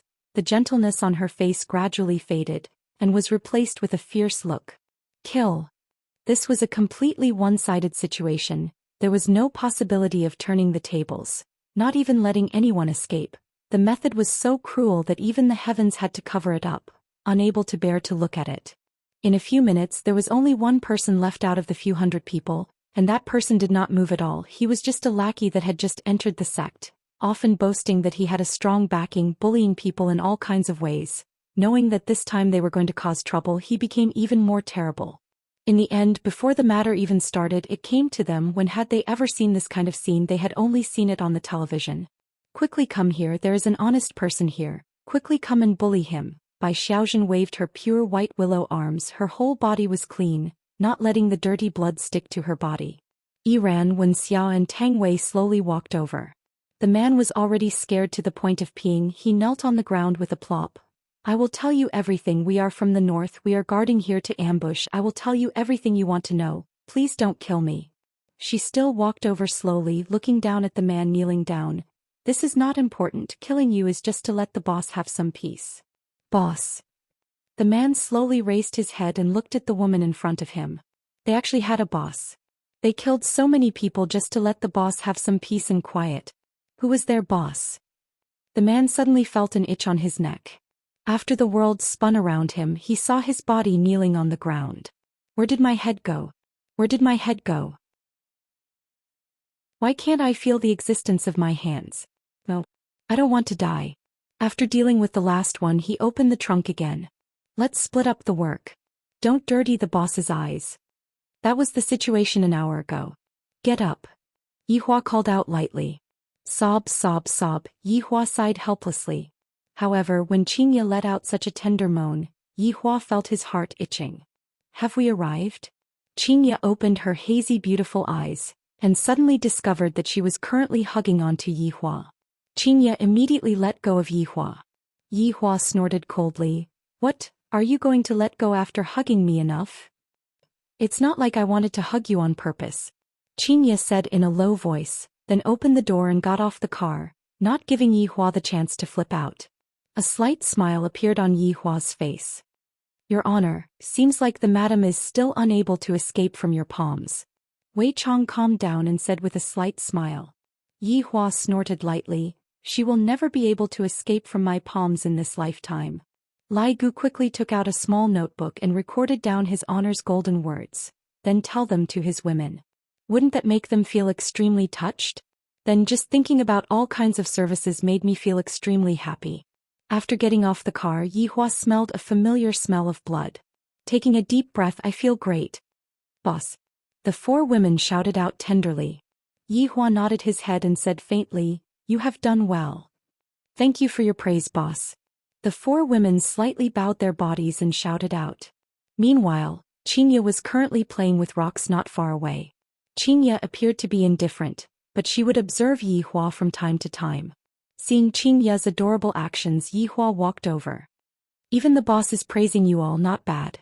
Lai Gu walked forward and hooked onto Bai Xiaozhen's chin. Bai Xiaozhen shyly lowered her head. When shall give me a smile? Lai Gu stretched out his hand and slapped onto Bai Xiaozhen's head. Wen Xia, who had been cold the entire time, revealed a bashful look. Annoying, yeah. While they were whispering sweet nothings to each other, Tang Wei directly threw herself into Wei Chang's embrace. Gently caressing the woman in his arms, Wei Chang said softly, Are you used to it? Yes, it's all right. From an obedient school belle, Tang Wei gradually turned into a female-killing god. The three celebrities were also the same. In the past, they did not even dare to think that they would have such a day. Bad guy training school? Do you want to know about it? Yihua walked to Xianxia's side and said faintly, You drooled just now again. Xianxia took a glance at Yihua's shoulder. There is nothing there, liar. Don't look, I wiped it off. Humph. Pay attention to your image. With so many subordinates looking at you, you have to act like a wife. Yihua said, then walked towards Wei Chong and the others. Xianxia stomped her feet and threw out a small stone. This scoundrel is actually starting to educate me again. Doesn't he know that we are in a cold war? However, what Yihua said was still reasonable. As a madam, she had to act like a madam and not let her subordinates look down on her. I'll give him some face today. After finished speaking, Xianxia's aura changed and she slowly walked over. Yihua said to Wei Chong and Lai Gu, Look, as long as I play a few tricks, she will immediately surrender. Your Honor is wise and resourceful, subordinate admires you. Wei Chong said fearfully. Seems like in the future if I encounter any relationship problems, I can look for His Honor to resolve them. Your Honor is formidable. Lai Gu was filled with admiration. His Honor is becoming more and more intelligent. He is no longer as simple-minded as he was in the past. In order to show his authority, Yihua waved his hand towards Xianxia. Xianxia pouted her mouth, then walked over. Yihua felt very comfortable in his heart. This is just the beginning, that's all. Of course, a barbecue was necessary for camping. All of these things have already been prepared. As the four maids for today, their mission was to take care of everyone's food and drinks. Yihua sat at the side of the water and started fishing. Accompanying him was naturally Wei Chong and Lai Gu. Wei Chong was still all right, but Lai Gu had an impatient look on his face. Because not a single fish took the bait, he was about to explode from anger. Xianxia lay on the bench and would occasionally peel some fruits for Yihua. This could be counted as giving Yihua a bit of face to prevent him from throwing a tantrum.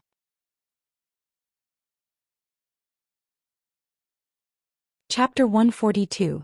Lai Gu swung his fishing rod again. Boss, my fish isn't coming up. Is it because the bait has expired? You are the one that has expired. Wei Chong teased. Although Xianxia didn't say anything, she was still listening at the side. She felt that sometimes they were like superior and subordinate, and sometimes they were like friends, and Yihua played the leading role in the middle. She felt that this man had a whole body of secrets that he just didn't want to tell her. A cultivator actually opened a bar in a remote alley, and his subordinates were even working as security guards in the bar. There was even a strange dog at that time, and who knows where it went right now. I reckon that it was stewed by someone. But their actions are too strange. Could it be that Yihua is hiding from some enemy, and that's why he is hiding like this? No matter if it is television or novels, they all say that the weak are prey to the strong in the cultivation world. If Yihua is really hiding from his enemy, what should I do? Why don't I go abroad together, and if it really doesn't work, I can just hide in the mountains. This way Yihua's enemy won't be able to find him. Xianxia instantly planned out countless escape plans in her mind. Her originally good mood was completely gone, and her heart was filled with worry. Looking at the ordinary Yihua, that relaxed look of his, is he faking it for me to see? This scoundrel is really hiding everything from me. Doesn't he know that we are already husband and wife? If there are difficulties, we should face them together. What a male chauvinist. Although I don't have any abilities, at least my brain is enough, and I am also very rich. I definitely have enough funds to escape, and I definitely won't starve. Yihua, who was fishing, completely didn't know what Xianxia was thinking in her little head. If he knew, he would definitely smack her head. Am I the kind of person who is hiding from my enemy? If I really want to bring out my enemy, it would be those overlords. It's good to find them. I don't have to look for them myself. Yihua stretched out his hand. Xianxia picked up the orange and placed it in Yihua's hand, then snorted and looked at the other side. Looking at Xianxia's angry look, Yihua couldn't understand. The speed at which this woman's face changes is faster than flipping a book. Boss, looking at the situation, I'm afraid that it will break out from the ground tonight. Wei Chong placed the fish that he caught into the bucket and said lightly. Yihua nodded his head. He didn't put it in his heart at all. Lai Gu didn't have the mood to fish at all and said softly, Boss, let me go and do something. If your balls are in pain, then go and find your woman. Yihua silently lit up a stick of cigarette. Understood. Lai Gu immediately put down the fishing rod in his hand, then turned around and walked towards his woman. After that, he pulled Wuxia, who had a bashful look, and ran into the forest. Meanwhile, Tang Wei, who was chopping vegetables, had a look of curiosity on her face. Xianxia snorted coldly. What kind of subordinate will have what kind of boss? Since subordinates are frivolous by nature, the boss will definitely not be any better. Thinking back to the time when I met Yihua just now, he was flirting with a good girl. Boss, are we really not going to do anything this time? Wei Chong asked curiously. Yihua took a puff of his cigarette and stared at the water. Do you still remember the question that I asked you yesterday? Problem? That subordinate of yours. Yihua reminded. Wei Chong recalled what his honor meant, but he still didn't understand what his honor meant. Your subordinate is slow-witted. Flicking away the cigarette ash, Yihua said calmly, according to the words of the humans, we are not part of their circle. However, it is different now. We have their people. Boss, you're talking about that woman? Wei Chang's eyes lit up. If that woman didn't appear, the two of you would have gone to play today. However, I have changed my mind. Wei Chong still didn't quite understand and was very confused. Yihua continued, sometimes humans will be unscrupulous in order to achieve their goals. Even if it means ruining a woman's innocence and making her wish that she was dead, if I were to make use of that woman, I would be able to pick up a butcher's knife and kill my own kind. How interesting would that be? Wei Chong finally understood and said in submission, Boss is brilliant. Remember back then how many humans were abandoned by their companions? If I had taken them in back then, they would have become a sharp sword. However, it is a pity that back then I was too foolish and the consequences were even more devastating. Speaking up to here, Yihua's voice became gloomy. Your Honor, we are also at fault. Don't push all of the responsibility onto yourselves. As your boss, not being able to look at the big picture is a failure. Yihua let out a breath. After being a human for 5 years, only then did I understand what is called looking at the big picture.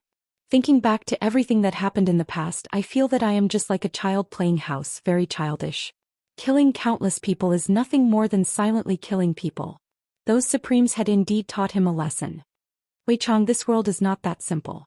Just treat it as a practice so that in the future, you will be able to continue conquering the world with me. Subordinate understands. A trace of bloodthirstiness flashed past Wei Chang's eyes, and a scene had already appeared in his mind. His honor was standing in the center position, and behind him were the 7 sins from back then, and beneath his feet were all human skeletons. Have your little skeleton make preparations. Whether or not that female sect leader will be able to change sides will depend on him. Yi Hua flicked away the cigarette but that was in his hand, then drew an arc in the air and landed on the surface of the water. Yes. Xianxia pursed her sexy cherry lips. These two fellows are actually whispering to each other and acting so sneakily, they definitely don't have any good intentions. What kind of words can't be said in front of me? This is infuriating. Boss, the meat is already roasted.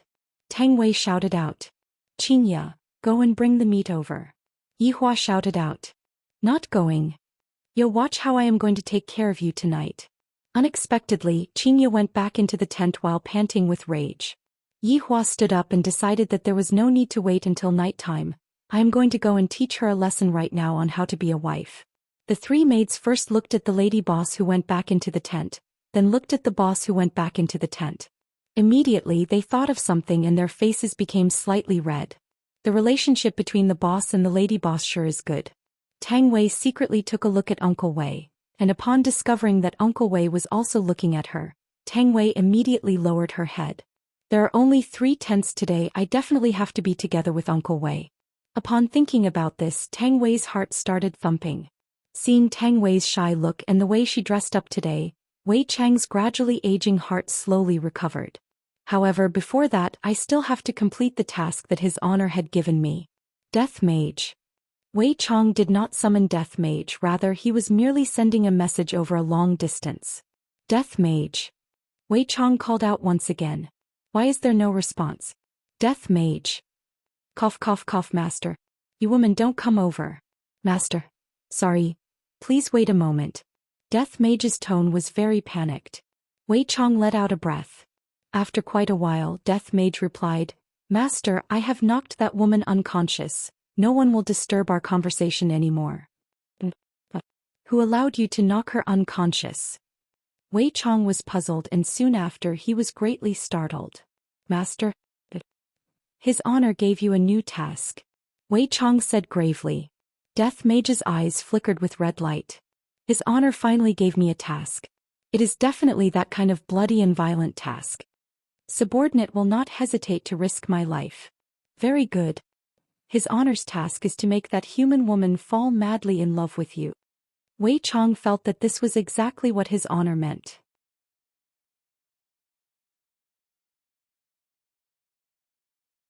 Chapter 143. Since you don't speak, I'll take it that you agree. There's a chance today. Take it. Wei Chang cut off the connection. On the other side, Death Mage had a stupefied look on his face as he looked at the woman who had fainted. Make her fall in love with me? Perhaps it was possible to turn her into a skeleton. After all, she was a bit ugly and not as good-looking as a skeleton. She was also uncomfortable to the touch because she was too fleshy and not hard enough. In the tent. Seeing that Yi Hua walked in, Xianxia said coldly, Don't come in, get out. Yi Hua directly sat down and said faintly, This is my tent, why can't I come in? Seeing that Xianxia was about to stand up and leave, Yi Hua said unhurriedly, The other 2 tents belong to Wei Chang and Lai Gu. You are shameless. Xianxia scolded, and her small fists immediately punched towards Yi Zichen. Meanwhile, Yi Hua grabbed onto Xianxia's wrist. Other than here, you can't go anywhere else. I'm going back. Go back? The road is full of trees and I'm afraid it will be dark before you can walk out of here. There are many wild beasts in this wilderness. Xianxia glared at him and said angrily, You schemed against me. Yi Hua did not speak and slowly laid down. Meanwhile, Xianxia snorted and laid on the other side of the bed. After a while, Yi Hua said faintly, I allow you to come over. This sentence of Yi Hua's caused Xianxia to be angered to the point of laughing. To even allow it, he is simply a narcissist. Aren't you going to come closer? Forget it, there are plenty of women I want to rely on. You dare. Xianxia sat up and glared at Yihua. Meanwhile, a trace of a smile appeared on the corner of Yihua's mouth. Xianxia immediately felt that she had been fooled. I knew that he didn't have any good intentions. If you can sleep by yourself. How could Yihua let Xianxia off so easily? Yihua stretched out his hand and hugged onto Xianxia. Xianxia cried out in surprise and fell into Yihua's embrace. What are you doing? What do you think I'm doing? You are shameless. Xianxia's face immediately became red. There are still people outside. Yihua snorted coldly. I never had a face in the past. To think that you are still the supreme overlord. You just like to act cool in front of me, Xianxia snorted. In actuality, in her heart she was very happy. In the end, isn't it still you who took the initiative to ask for peace? Pa Yihua patted lightly. You spanked me. Who asked you to be disobedient? Yihua said coldly. Right now it was time for Yihua to be taught a lesson. Who knew that Xianxia would not be afraid of Yihua? Raising her arm, Xianxia slapped Yihua's butt. Yihua was completely stupefied. Meanwhile, when Xianxia saw Yihua's current appearance, she immediately cowered and did not dare to look straight at Yihua. Do you know what you did just now? Yihua said gravely. Xianxia lowered her head and said softly, I don't know. Admit your mistake. Do you believe that I won't smack your butt into mush? Yihua said fiercely, and his hand was already raised high into the air. Xianxia was startled, then immediately became terrified. I was wrong, why are you so petty? Didn't I just spank your butt once? You have already spanked me so many times. Yihua laughed in his heart. Xianxia, how can you be a match for me? While hugging onto the woman in his embrace, Yihua said faintly, do you know that you were wrong for the past few days? He raised his hand. I was wrong. Yihua was very satisfied. Do you dare to do it again next time? Xianxia bit onto her lips. This is also because I don't have the strength. Otherwise I would have spanked your butt until it becomes swollen. I don't dare to do it again. Xianxia said pitifully. After pausing for a moment, Yihua asked gravely, Doll, how did you come here? Where did you put my doll? Upon thinking about this matter, Xianxia sent her little fist towards Yihua. I burned it. Doll, even if you burn one of me, there are still thousands and thousands of me. Xianxia said petulantly, what are you doing? It's free, it's very cute. It deserves to die for sleeping with my woman. Go to hell. Xianxia was amused by Yihua. As expected of a jealous king in the cultivation world. However, Xianxia liked this kind of Yihua. Within being overbearing, there was a trace of doting, just like those overbearing CEOs that I read when I was in school. Are we going to quarrel again next time? Yihua asked. Not quarrel anymore. What if we quarrel? It's all my fault. What if it's all my fault? Then it's definitely my fault first. Yihua really wanted to record these words down, then flaunt it once and see how I, the supreme overlord, teach women. I wonder where those men who are afraid of their wives come from. Without any effort, Xianxia admitted defeat. However, in Xianxia's heart, it was Yihua who admitted defeat first, and I gave him face and gave him a way out. Suddenly, Yihua pressed Xianxia down onto his body. Xianxia looked at Yihua dumbfoundedly. Meanwhile, Yihua couldn't help but kiss onto Xianxia, expressing that he had wanted to kiss her for a long time. This woman is making me more and more infatuated with her. After a long time, the two separated from each other and Xianxia said coquettishly, You liar. Liar? Feign ignorance. I don't know who said it, but I won't touch the same woman twice. Xianxia imitated Yihua's tone and said weirdly. Yihua went into a slight daze, then said faintly, I will lie to whoever I want to lie to. Shameless. No credibility. Big liar. Ooh.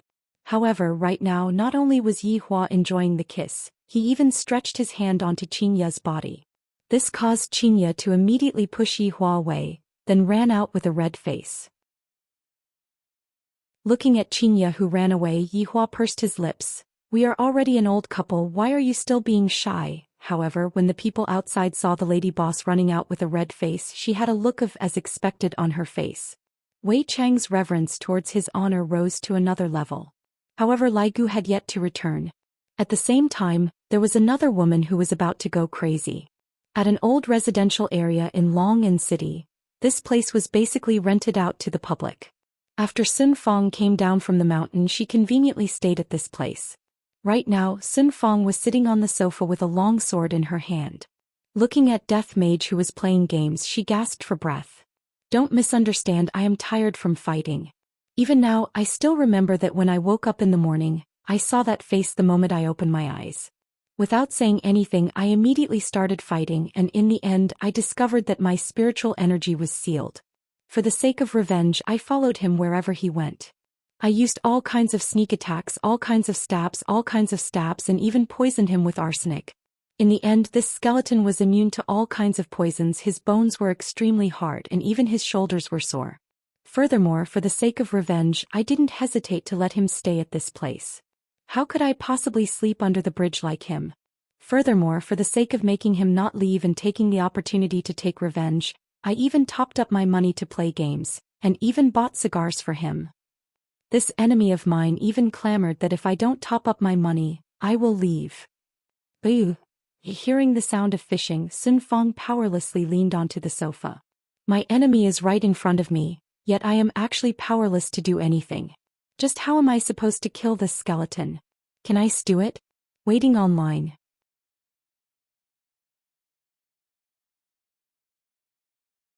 Chapter 144. GGG. Imperial Translation. It's time to top up. Death Mage picked up his phone and knocked on the screen. On the screen it showed that his balance was not enough. Sun Fong was about to collapse. 2 hours ago she had given him 500 yuan. Are you eating money? It's gone so quickly. He did not bring much money with him when he left the sect this time. He only had a few thousand yuan on him because he was bent on revenge. Seeing that the woman on the sofa did not have any reaction, Death Mage started typing on his phone. If you're not going to top up, I'm leaving. A blatant threat. So many young geniuses have come up the mountain to ask for her hand in marriage, but this sect leader has never bothered with them. But now I'm asking a skeleton to stay. This is retribution. Sun Fong threw the phone on the table and coldly shouted, "Charge." Death Mage was not courteous at all, and he immediately started transferring the money to the bank. His actions were done in one go, and it seemed like he had done this many times before. On the other hand, Sun Fong was very angry. Picking up her own sword, she fiercely chopped towards Death Mage's head until the web between her thumb and forefinger started bleeding. However, the black robe that Death Mage was wearing was not even cut open. Seeing that Death Mage had returned the phone to her, Sun Fong took it over. However, when he saw the balance on the card, it was as if he had been struck by lightning. 1 yuan. Sun Fong immediately snatched over Death Mage's phone, only to see that there were more than 10 gold coins, and he actually rushed all of them. Sun Fong covered her forehead and slumped weakly on the sofa. Then she raised her sword and slashed again. As she slashed, she cursed, "You bastard, I'll chop you to death. How dare you use my money to play games? You don't want to eat, but I still want to eat. I'll hack you to death." Ah! Bayubibu. Sun Fong was speechless. Looking at the cigars on the table, Sun Fong's gaze hardened. She took one out, walked into the kitchen and took out a blue bottle from her backpack. Ecstasy powder. This poison was in the form of powder and could be added to drinking water.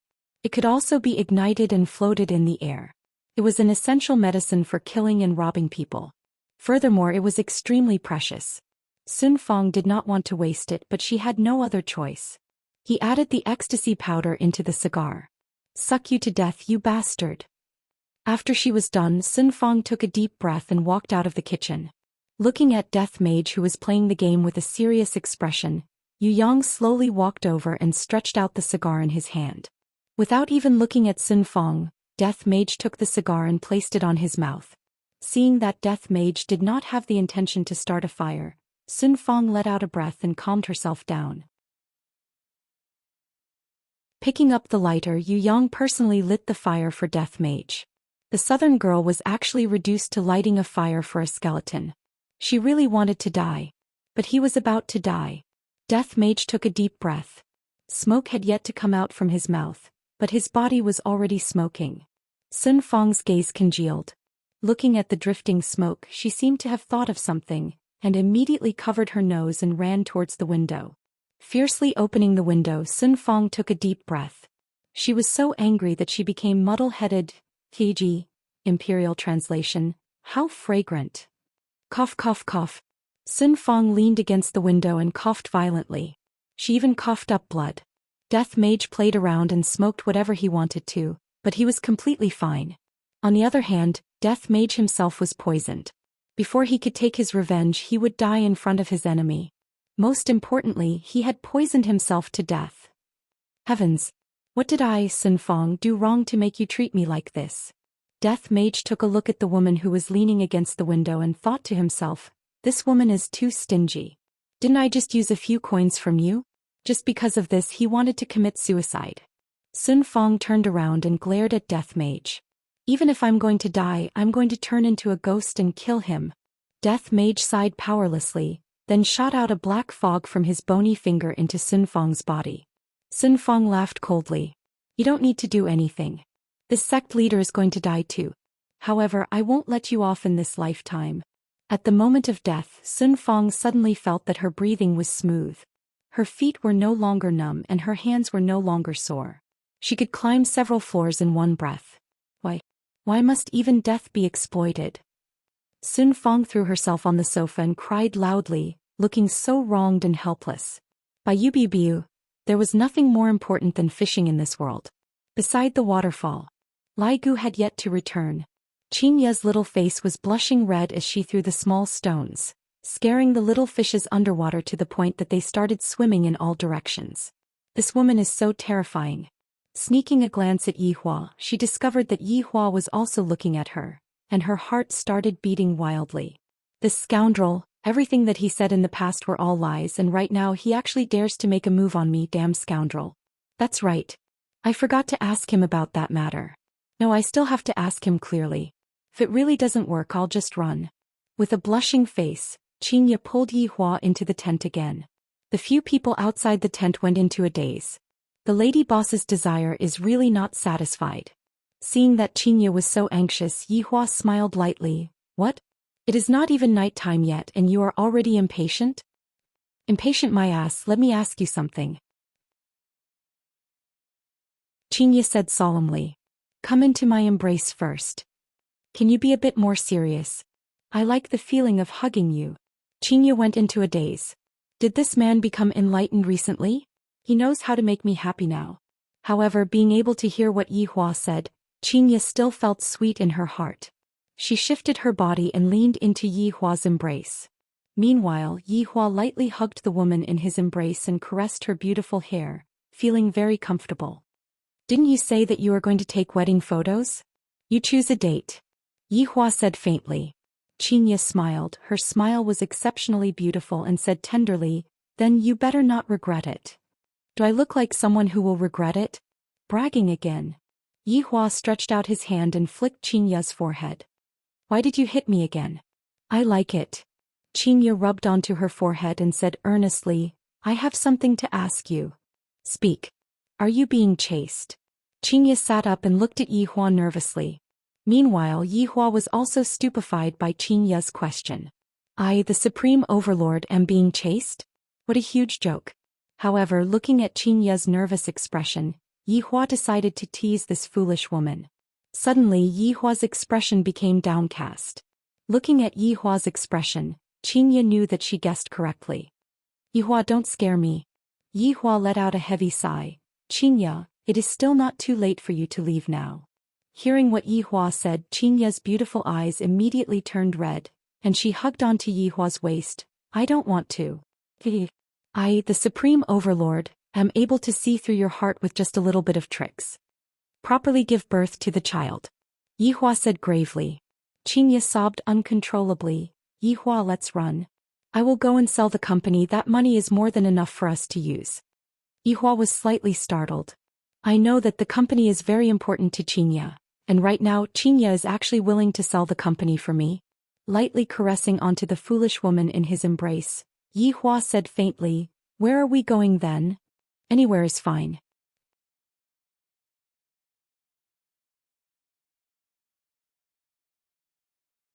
Chapter 145. Xianxia was anxious. Then what should we do? Let's call the police. No, it's completely useless.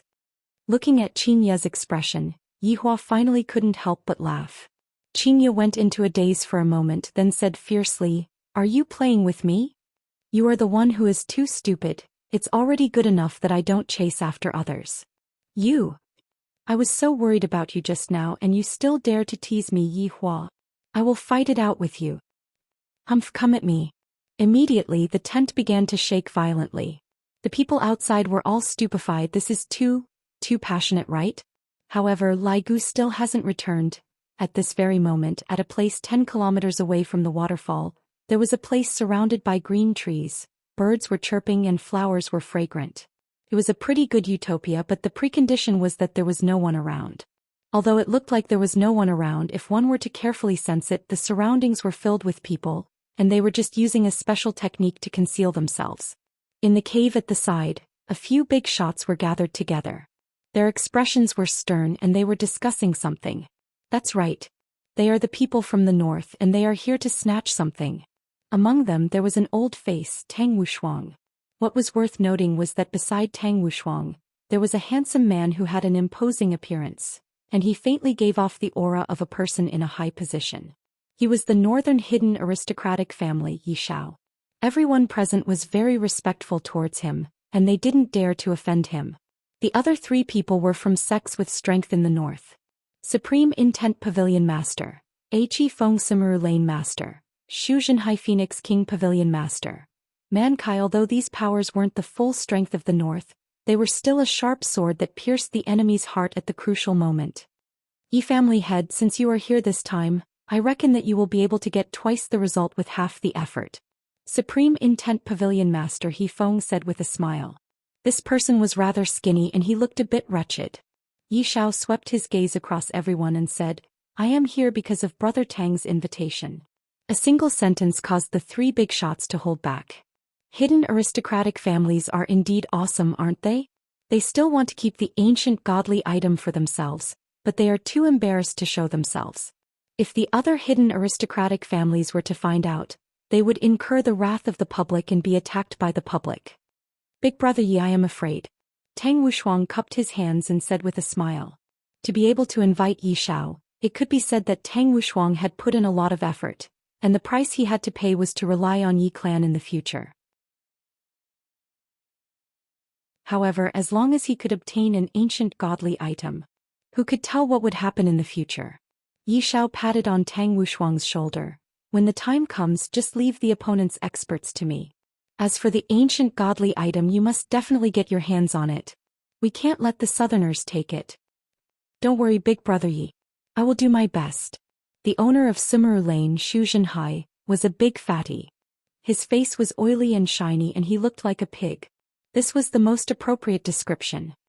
To be on the safe side, I've also called for backup. Shu Zhenhai clapped his hands. Yi Shao saw a black figure walk in from outside the cave, and an oppressive feeling assaulted him. He could not help but frown, and two words appeared in his mind. An expert. This person was wearing a black cloak. That's right. He was the man from the arcade. The Phoenix King Pavilion Master smiled. Everyone sure is cautious.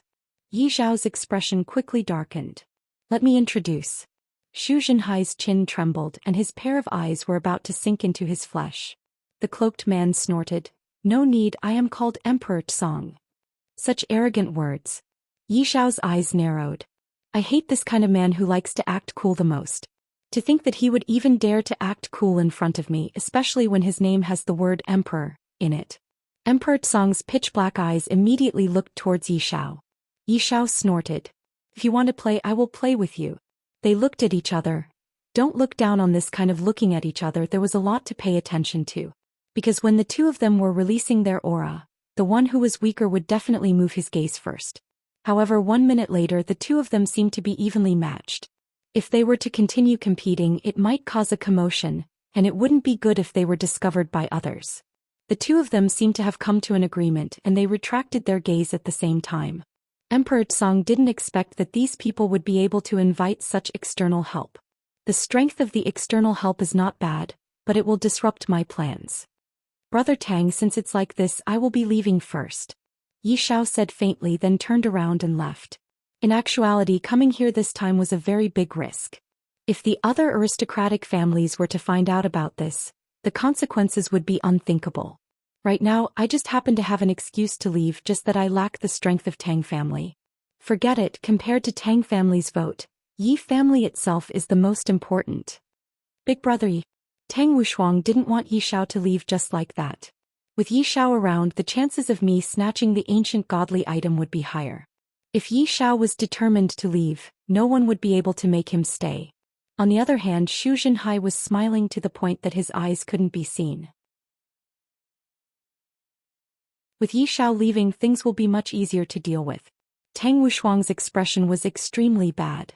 I won't let them take advantage of me. After snorting coldly, Tang Wushuang left as well. Before the battle even started, 2 of the North's great generals had already left. This could only mean that they weren't united, or that it was because of Emperor Song's arrival. Everyone, let's talk about the plan. Emperor Song looked at the 3 people in front of him and said with a smile. On the surface, I was invited over by Zhu Xian, but in private I have already reached an agreement with He Feng and Man Kai, just that they didn't know about it. Especially this fatty, the other 2 are much smarter than you. Man Kai kept his smile and said gravely, this time, there is only us from the north, the others did not make a move. After all, almost all of the South's powers are here, and the South's aristocratic families might even be secretly protecting us, not to mention those mysterious existences from the South. Last time we let Xiao Yi take advantage of us. This time when we went to invite him over, he went into closed-door training. Zhu Xian snorted coldly. He Feng shook his sleeves. He already has a Xianyuan sword. If he were to come and snatch the ancient godly item from us, then he would be the one who doesn't know what's good for him. Emperor Song didn't say anything and closed his eyes to listen. After a long while, Emperor Song slowly said, when the ancient godly item is unearthed, the South will definitely be the first to snatch the ancient godly item. Zhu Xian laughed loudly. What Emperor Song said is right. When the ancient godly item is unearthed, the South will definitely be the first to snatch the ancient godly item. He Feng and Man Kai laughed but didn't say anything. You are still counting the money after being sold. Looking at the 3 idiots, Emperor Song revealed out a trace of an evil smile. Report. A disciple from Extreme Wool Pavilion could be seen running over quickly. Pavilion Master, we can't get in touch with a team that was arranged 10 miles away. He Feng's gaze became serious. I will go and take a look. Wait. Emperor Song said. He Feng looked at Emperor Song suspiciously. The war is imminent, don't create unnecessary problems. If we were to fall into the enemy's trap, it would be bad. Just send someone over to take a look. He Feng heaved a sigh of relief, then immediately gave the order. Thinking about it, he felt a lingering fear. If they had gone over rashly just now and fallen into the enemy's trap, then it would be over.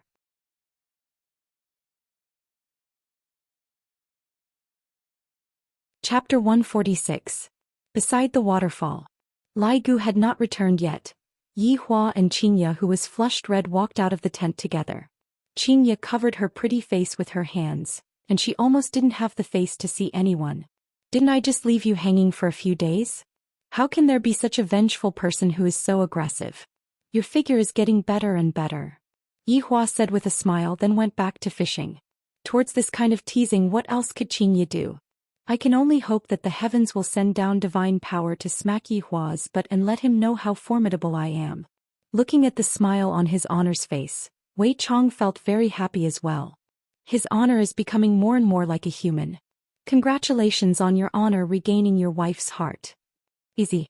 Yi Hua picked up the fishing rod, indicating that he would be able to easily catch Xianxia. What do you mean by easy? Xianxia walked over and questioned Wei Chong. Wei Chong immediately turned his head around, expressing that he did not know anything. Yi Hua tossed out his fishing rod and snorted, I said that fishing is easy. Xianxia took a look at the bucket beside Yi Hua. It was really a piece of cake. I don't believe that no fish will take the bait. Not only was Lai Gu unable to catch any fishes, Yi Hua, who was his honor, was also the same. However, Yi Hua was still able to sit still. Looking at Wei Chong, there were countless small fishes and a few big fishes. Give me the fishing rod. Xianxia shouted out. The people at the back immediately sent fishing rods. He skillfully hooked up the bait and cast the fishing rod.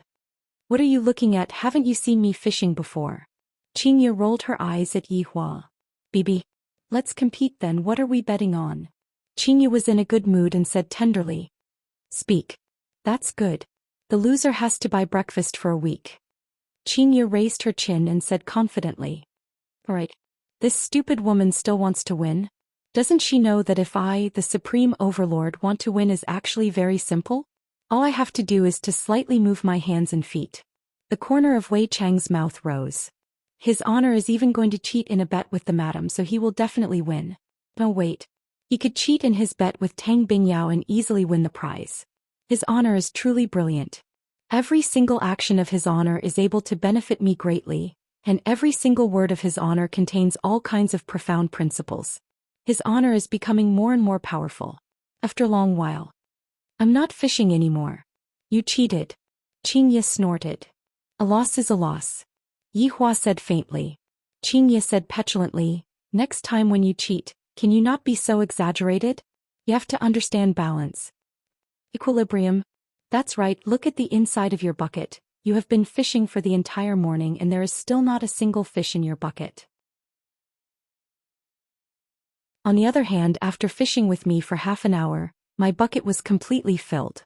This cheating is way too obvious. If you were to control the number of fish that we have together, in the end, you would be able to win with a small advantage. At that time no one would know that you were cheating. You are so stupid. Xianxia stretched out her finger and poked Yihua's forehead. Logically speaking, Yihua would definitely fly into a rage. However, he didn't because Yihua had figured out a problem. This problem had even appeared in the 7 deadly sins in the past, and after Xianxia explained it to him, Yihua immediately understood the problem. Leveling was the work of a boorish man. A wise man could control a boorish man.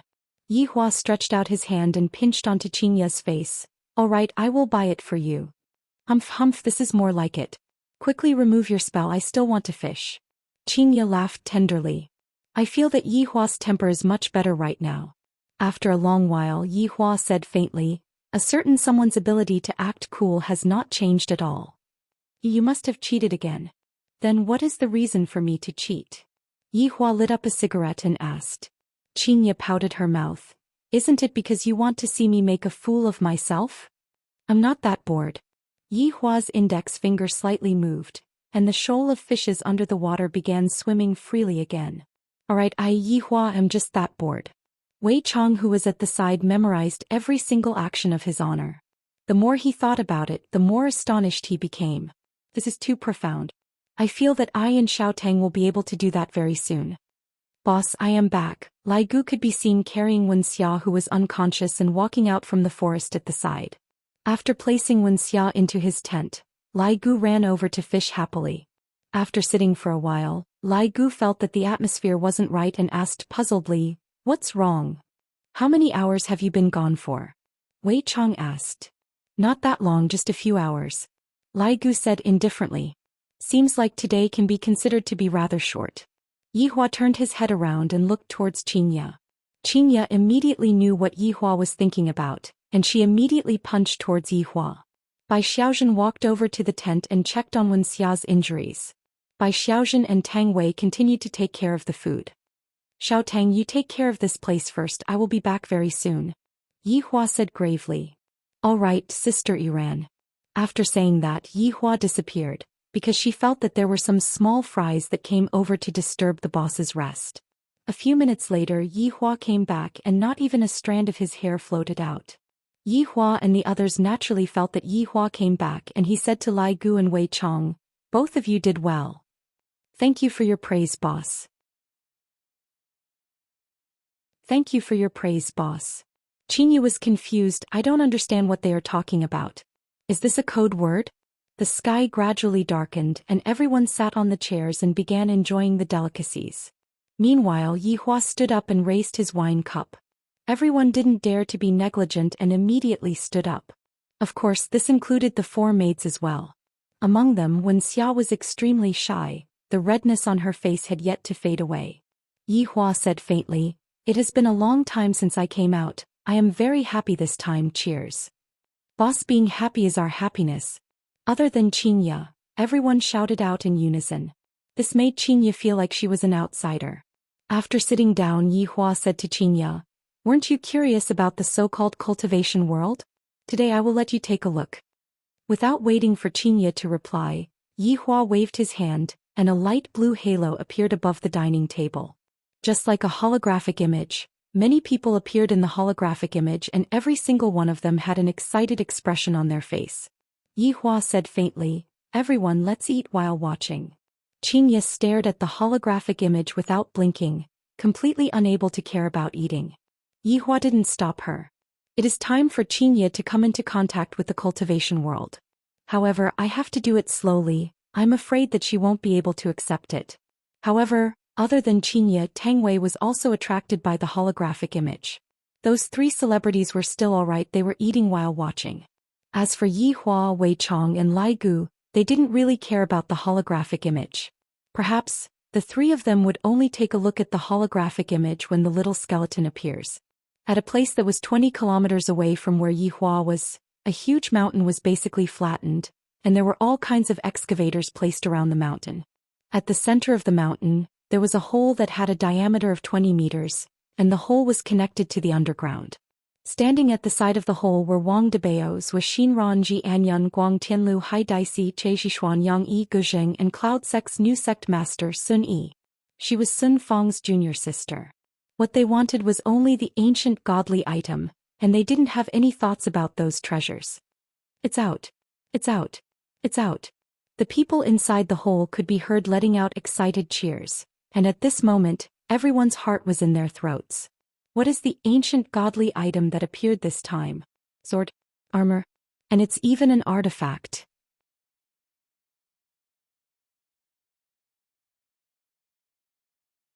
Chapter 147.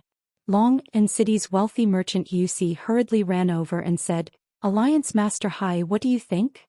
Yusi, take the treasures and leave. Hai Daisi's gaze was fixed on the white jade coffin. As long as he could obtain this ancient godly item, the special ability world would no longer need to be afraid of the cultivation world. Hai Daisi could almost see the rise of the Esper world. Yusi and a few other rich merchants immediately left. There was going to be a fight soon, so it was better for ordinary people to leave as soon as possible. The ordinary people quickly retreated, but at this time, countless people appeared in the air and on the ground. They stood behind their leaders and tens of thousands of people surrounded the white jade coffin. A great battle was about to break out. Wang Debao stood out and said with a smile, "How are we going to split this ancient godly item?" "Of course not," Zhou Xian Ran of the Zhou family said calmly. The pavilion master of Traceless Pavilion, Gai Jing, laughed out loud. "How about rock paper scissors? I'm quite knowledgeable about it." "Ah, childish. I know a new way to play fight the landlord. Why don't we have a showdown to prevent blood from flowing like a river?" Dry Zen Sect's Che Zhishuan shouted. Cloud Sect's new sect master Sun Yi said with a tender voice, "Everyone, please calm down. I feel that all ancient godly items have their own consciousness, and they will definitely choose their own master." Ji Anyun of the Ji family adjusted his glasses and sneered, "What right does a woman who has slept with all the elders have to speak?" Sun Yi's gaze turned cold. "Watch your mouth." The Guang clan's clan head, Guang Tianlu, who had been silent all this while, said indifferently, "If you don't sleep with the elders, would you be able to ascend to the position so quickly? How dare you? Our sect master is not someone you can slander." Cloud Sect's disciples shouted loudly, all of them drawing their swords. Sun Yi smiled faintly and said, "There's no proof for your words. Seems like my Cloud Sect has something to say. In that case, we can only fight with our true strength." Wang Debao spread out his hands. "Let's fight then. Fight until there is only one clan left and the ancient godly item will be his." The few big shots nodded their heads. How could there be no bloodshed when snatching an ancient godly item? Just as the few parties were preparing to start fighting, a lump of black void appeared in the middle of the battlefield. Death Mage could be seen walking out with a scythe in his hand and a cigar in his mouth. There was also a woman hugging onto him. Everyone present was dumbfounded. Sun Fang, who was in Death Mage's embrace, was also stupefied. 1 minute ago, in the rented apartment, Death Mage had already charged his phone fully, just in case his phone ran out of battery while he was playing. He did not want to top up his balance for the time being. The cigar had also been prepared. It was time to set off. But before he left, he still had to ask Baidu how to make a woman fall madly in love with a skeleton. However, the search failed. Let's replace the skeleton with a man. As expected, a lot of answers appeared, and Death Mage felt that none of them were suitable for him. He had to have meat first. A hero saving a damsel in distress? She is too ugly, subtly showing off to win the heart of a beauty. This could be considered. GGG. Imperial Translation. Ugly woman, I'm bringing you out to show off. Sun Fong was so tired from crying that she fell asleep. She opened her red and swollen eyes and immediately got up to attack. Even Sun Fong, who possessed spiritual power, was not Death Mage's opponent, let alone Sun Fong, who did not possess any spiritual power. Reaching out, he summoned Dark Void and stepped inside. That's what happened a minute ago. The southern girl's eyes were red as she leaned against a skeleton, and her hands seemed to be beating the skeleton's chest. How could such a scene not cause one's imagination to run wild? The tens of thousands of people who were present immediately started whispering to each other. This cloud sect master sure is licentious, she really did it with a skeleton. Does the skeleton even have one? Look at that girl, she even started crying. The big one was done by the skeleton and the small one was done by the elder. So this cloud sect is a den of lust. That's right, I originally thought that sect Master Sun was framed, but from the looks of it, her taste is indeed unique. What do you all know? This is called bone-hugging legs. Do you know who this black robe is? The black robe that is fighting against Xiao Yi. Otherwise, do you think that Sun Fong would serve him? F***K, there is such a thing. This woman is indeed licentious enough. She even pretended to be a saintess in the past. Tisk. Sun Fong's originally red face gradually became deathly pale. Although they were speaking very softly, their words still entered into her ears. Sun Yi could be seen walking a few steps forward and saying with a smile, "Senior sister, why did you suddenly appear here? It can't be that you have a backer now, so you want to come and snatch me, right?"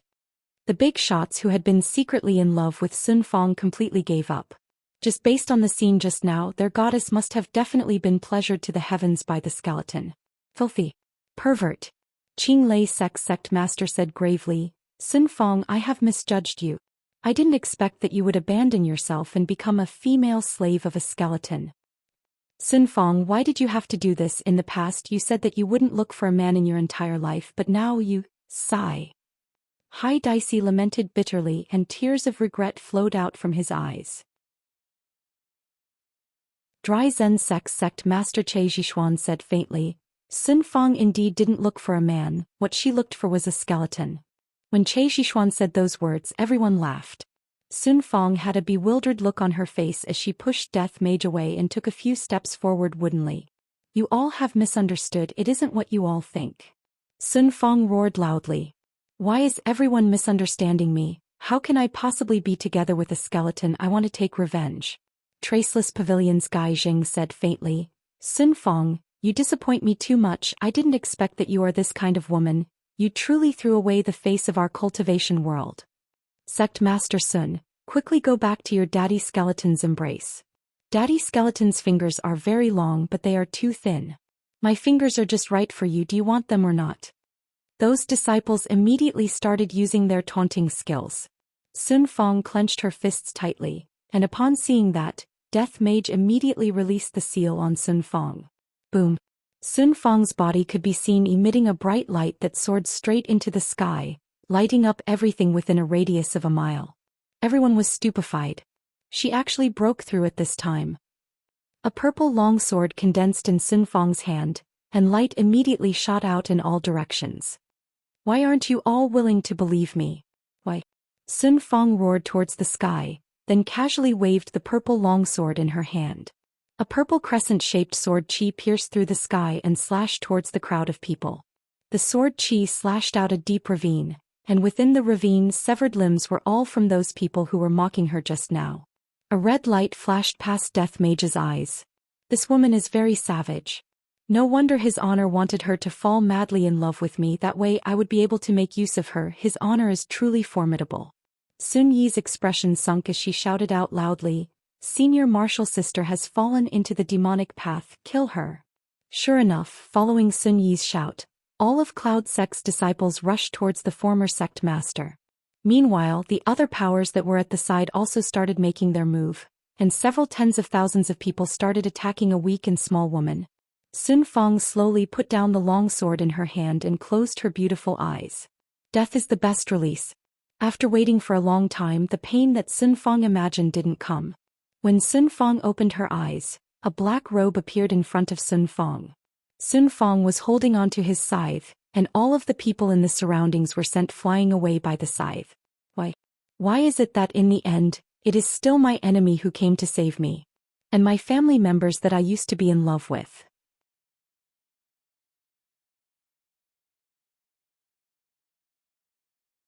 Chapter 148. Everyone didn't think the black robe would leave so easily. They all thought he would help Sun Fang. Zhou Xian was very annoyed. Sun Fang killed all his people just now. Just as he was about to take revenge, the person disappeared.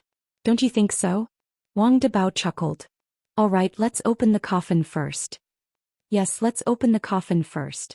It won't be too late to snatch it then. Hai Dicey laughed. However, everyone held their breaths. Just what kind of ancient godly item was inside the coffin?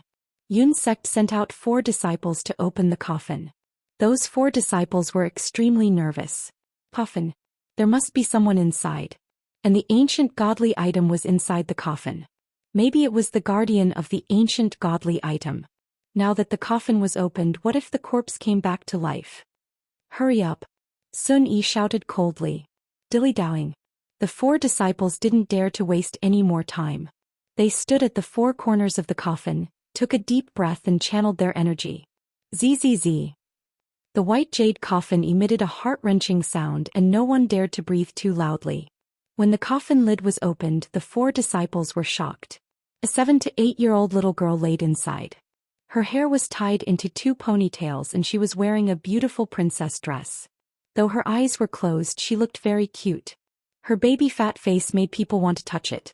But no matter how attractive she was, it wasn't as important as the thing in the little girl's hands. Ancient godly item. Yun sect's disciples' faces darkened. They were the first to snatch it. Hai Dicey humphed. He waved his hands and used wind magic. The 4 people from Yun sect were blown into the sky and turned into 4 stars. Sect leader Sun, good plan. Gu Sheng's eyes were filled with anger. Sun Yi scolded him for being an idiot and squeezed out a smile. It's inevitable that there will be a few traitors in our sect. On the side, Wang Debao was discussing something with the other 3 patriarchs. It wasn't anything good. Che Shixuan lifted the coffin up with one hand. It stood upright and faced everyone. Seeing the person and the item inside the coffin, everyone gasped. It was a cute little loli. But no matter how cute she was, she couldn't be as cute as the item in her hands. 9 Demons Punishing Tower. Che Shixuan's gaze froze and mumbled. Everyone, including Wang Debao, was shocked when they heard that. Is this the legendary 9 Demons Punishment Tower?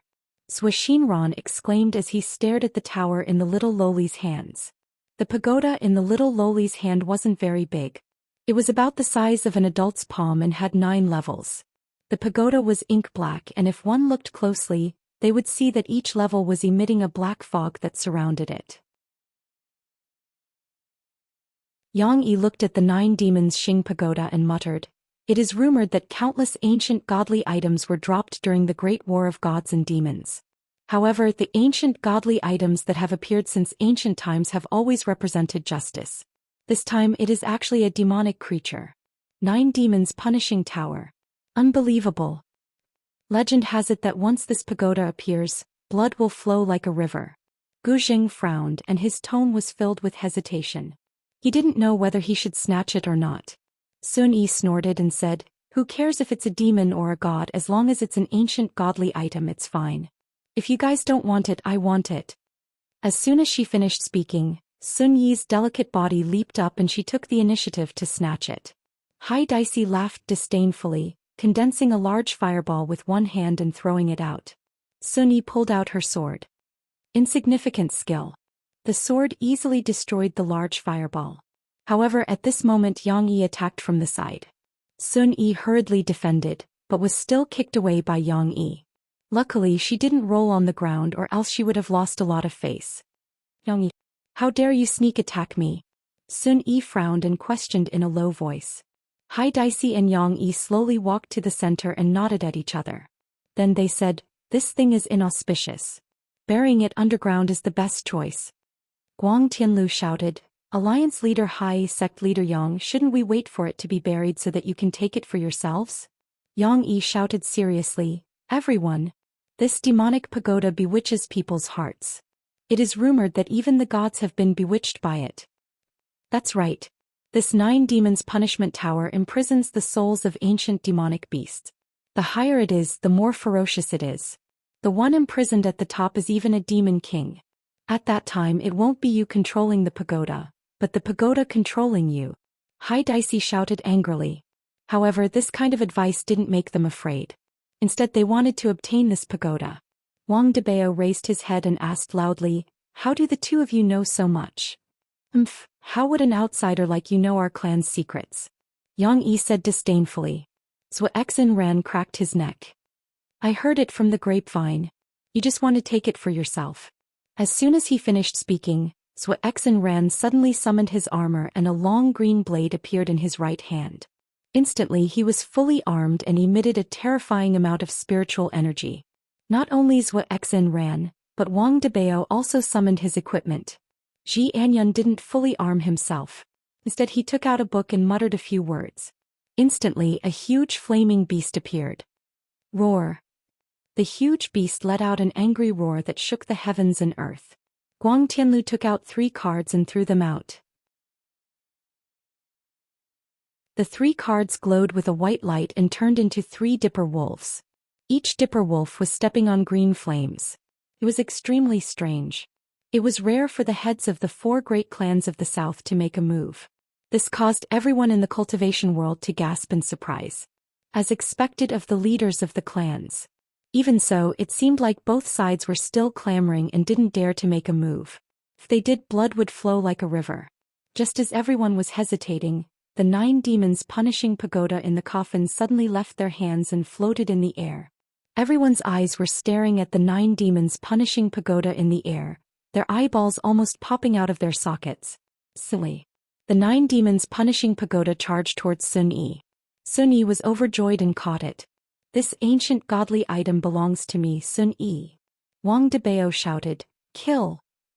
Kill! Kill!" The scene instantly became chaotic. Fighting started instantly. Not far away, Sky Emperor watched everything with a confident smile on his face. "Kill! Kill to your heart's content.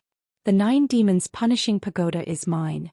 In the midst of the battle, the disciples of the 2 sects chatted as they fought. The whole battle was probably still going on even after everyone else died. Don't you think it's strange? What's strange? Pay attention to your expression and show some killing intent. Don't let them see through you. Look at the little lowly in the coffin. This ancient godly item has been buried for at least 1,000 years.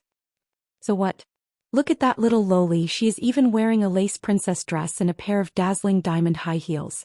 Were all people from 10,000 years ago so fashionable? Hearing you say it like that, it is indeed strange. Beside the waterfall, Wei Chong and Lai Gu's expressions were a bit strange, while Yi Hua's expression was still as indifferent as before. The little lowly in the coffin is truly pitiful, dying at such a young age. Qingye couldn't help but say, "Only now did I know that the television didn't lie. For the sake of a treasure, people were willing to kill each other." You're tuning in to the Zhou Xian's Legacy YouTube channel. Don't forget to subscribe and join us on this journey to catch the most captivating stories.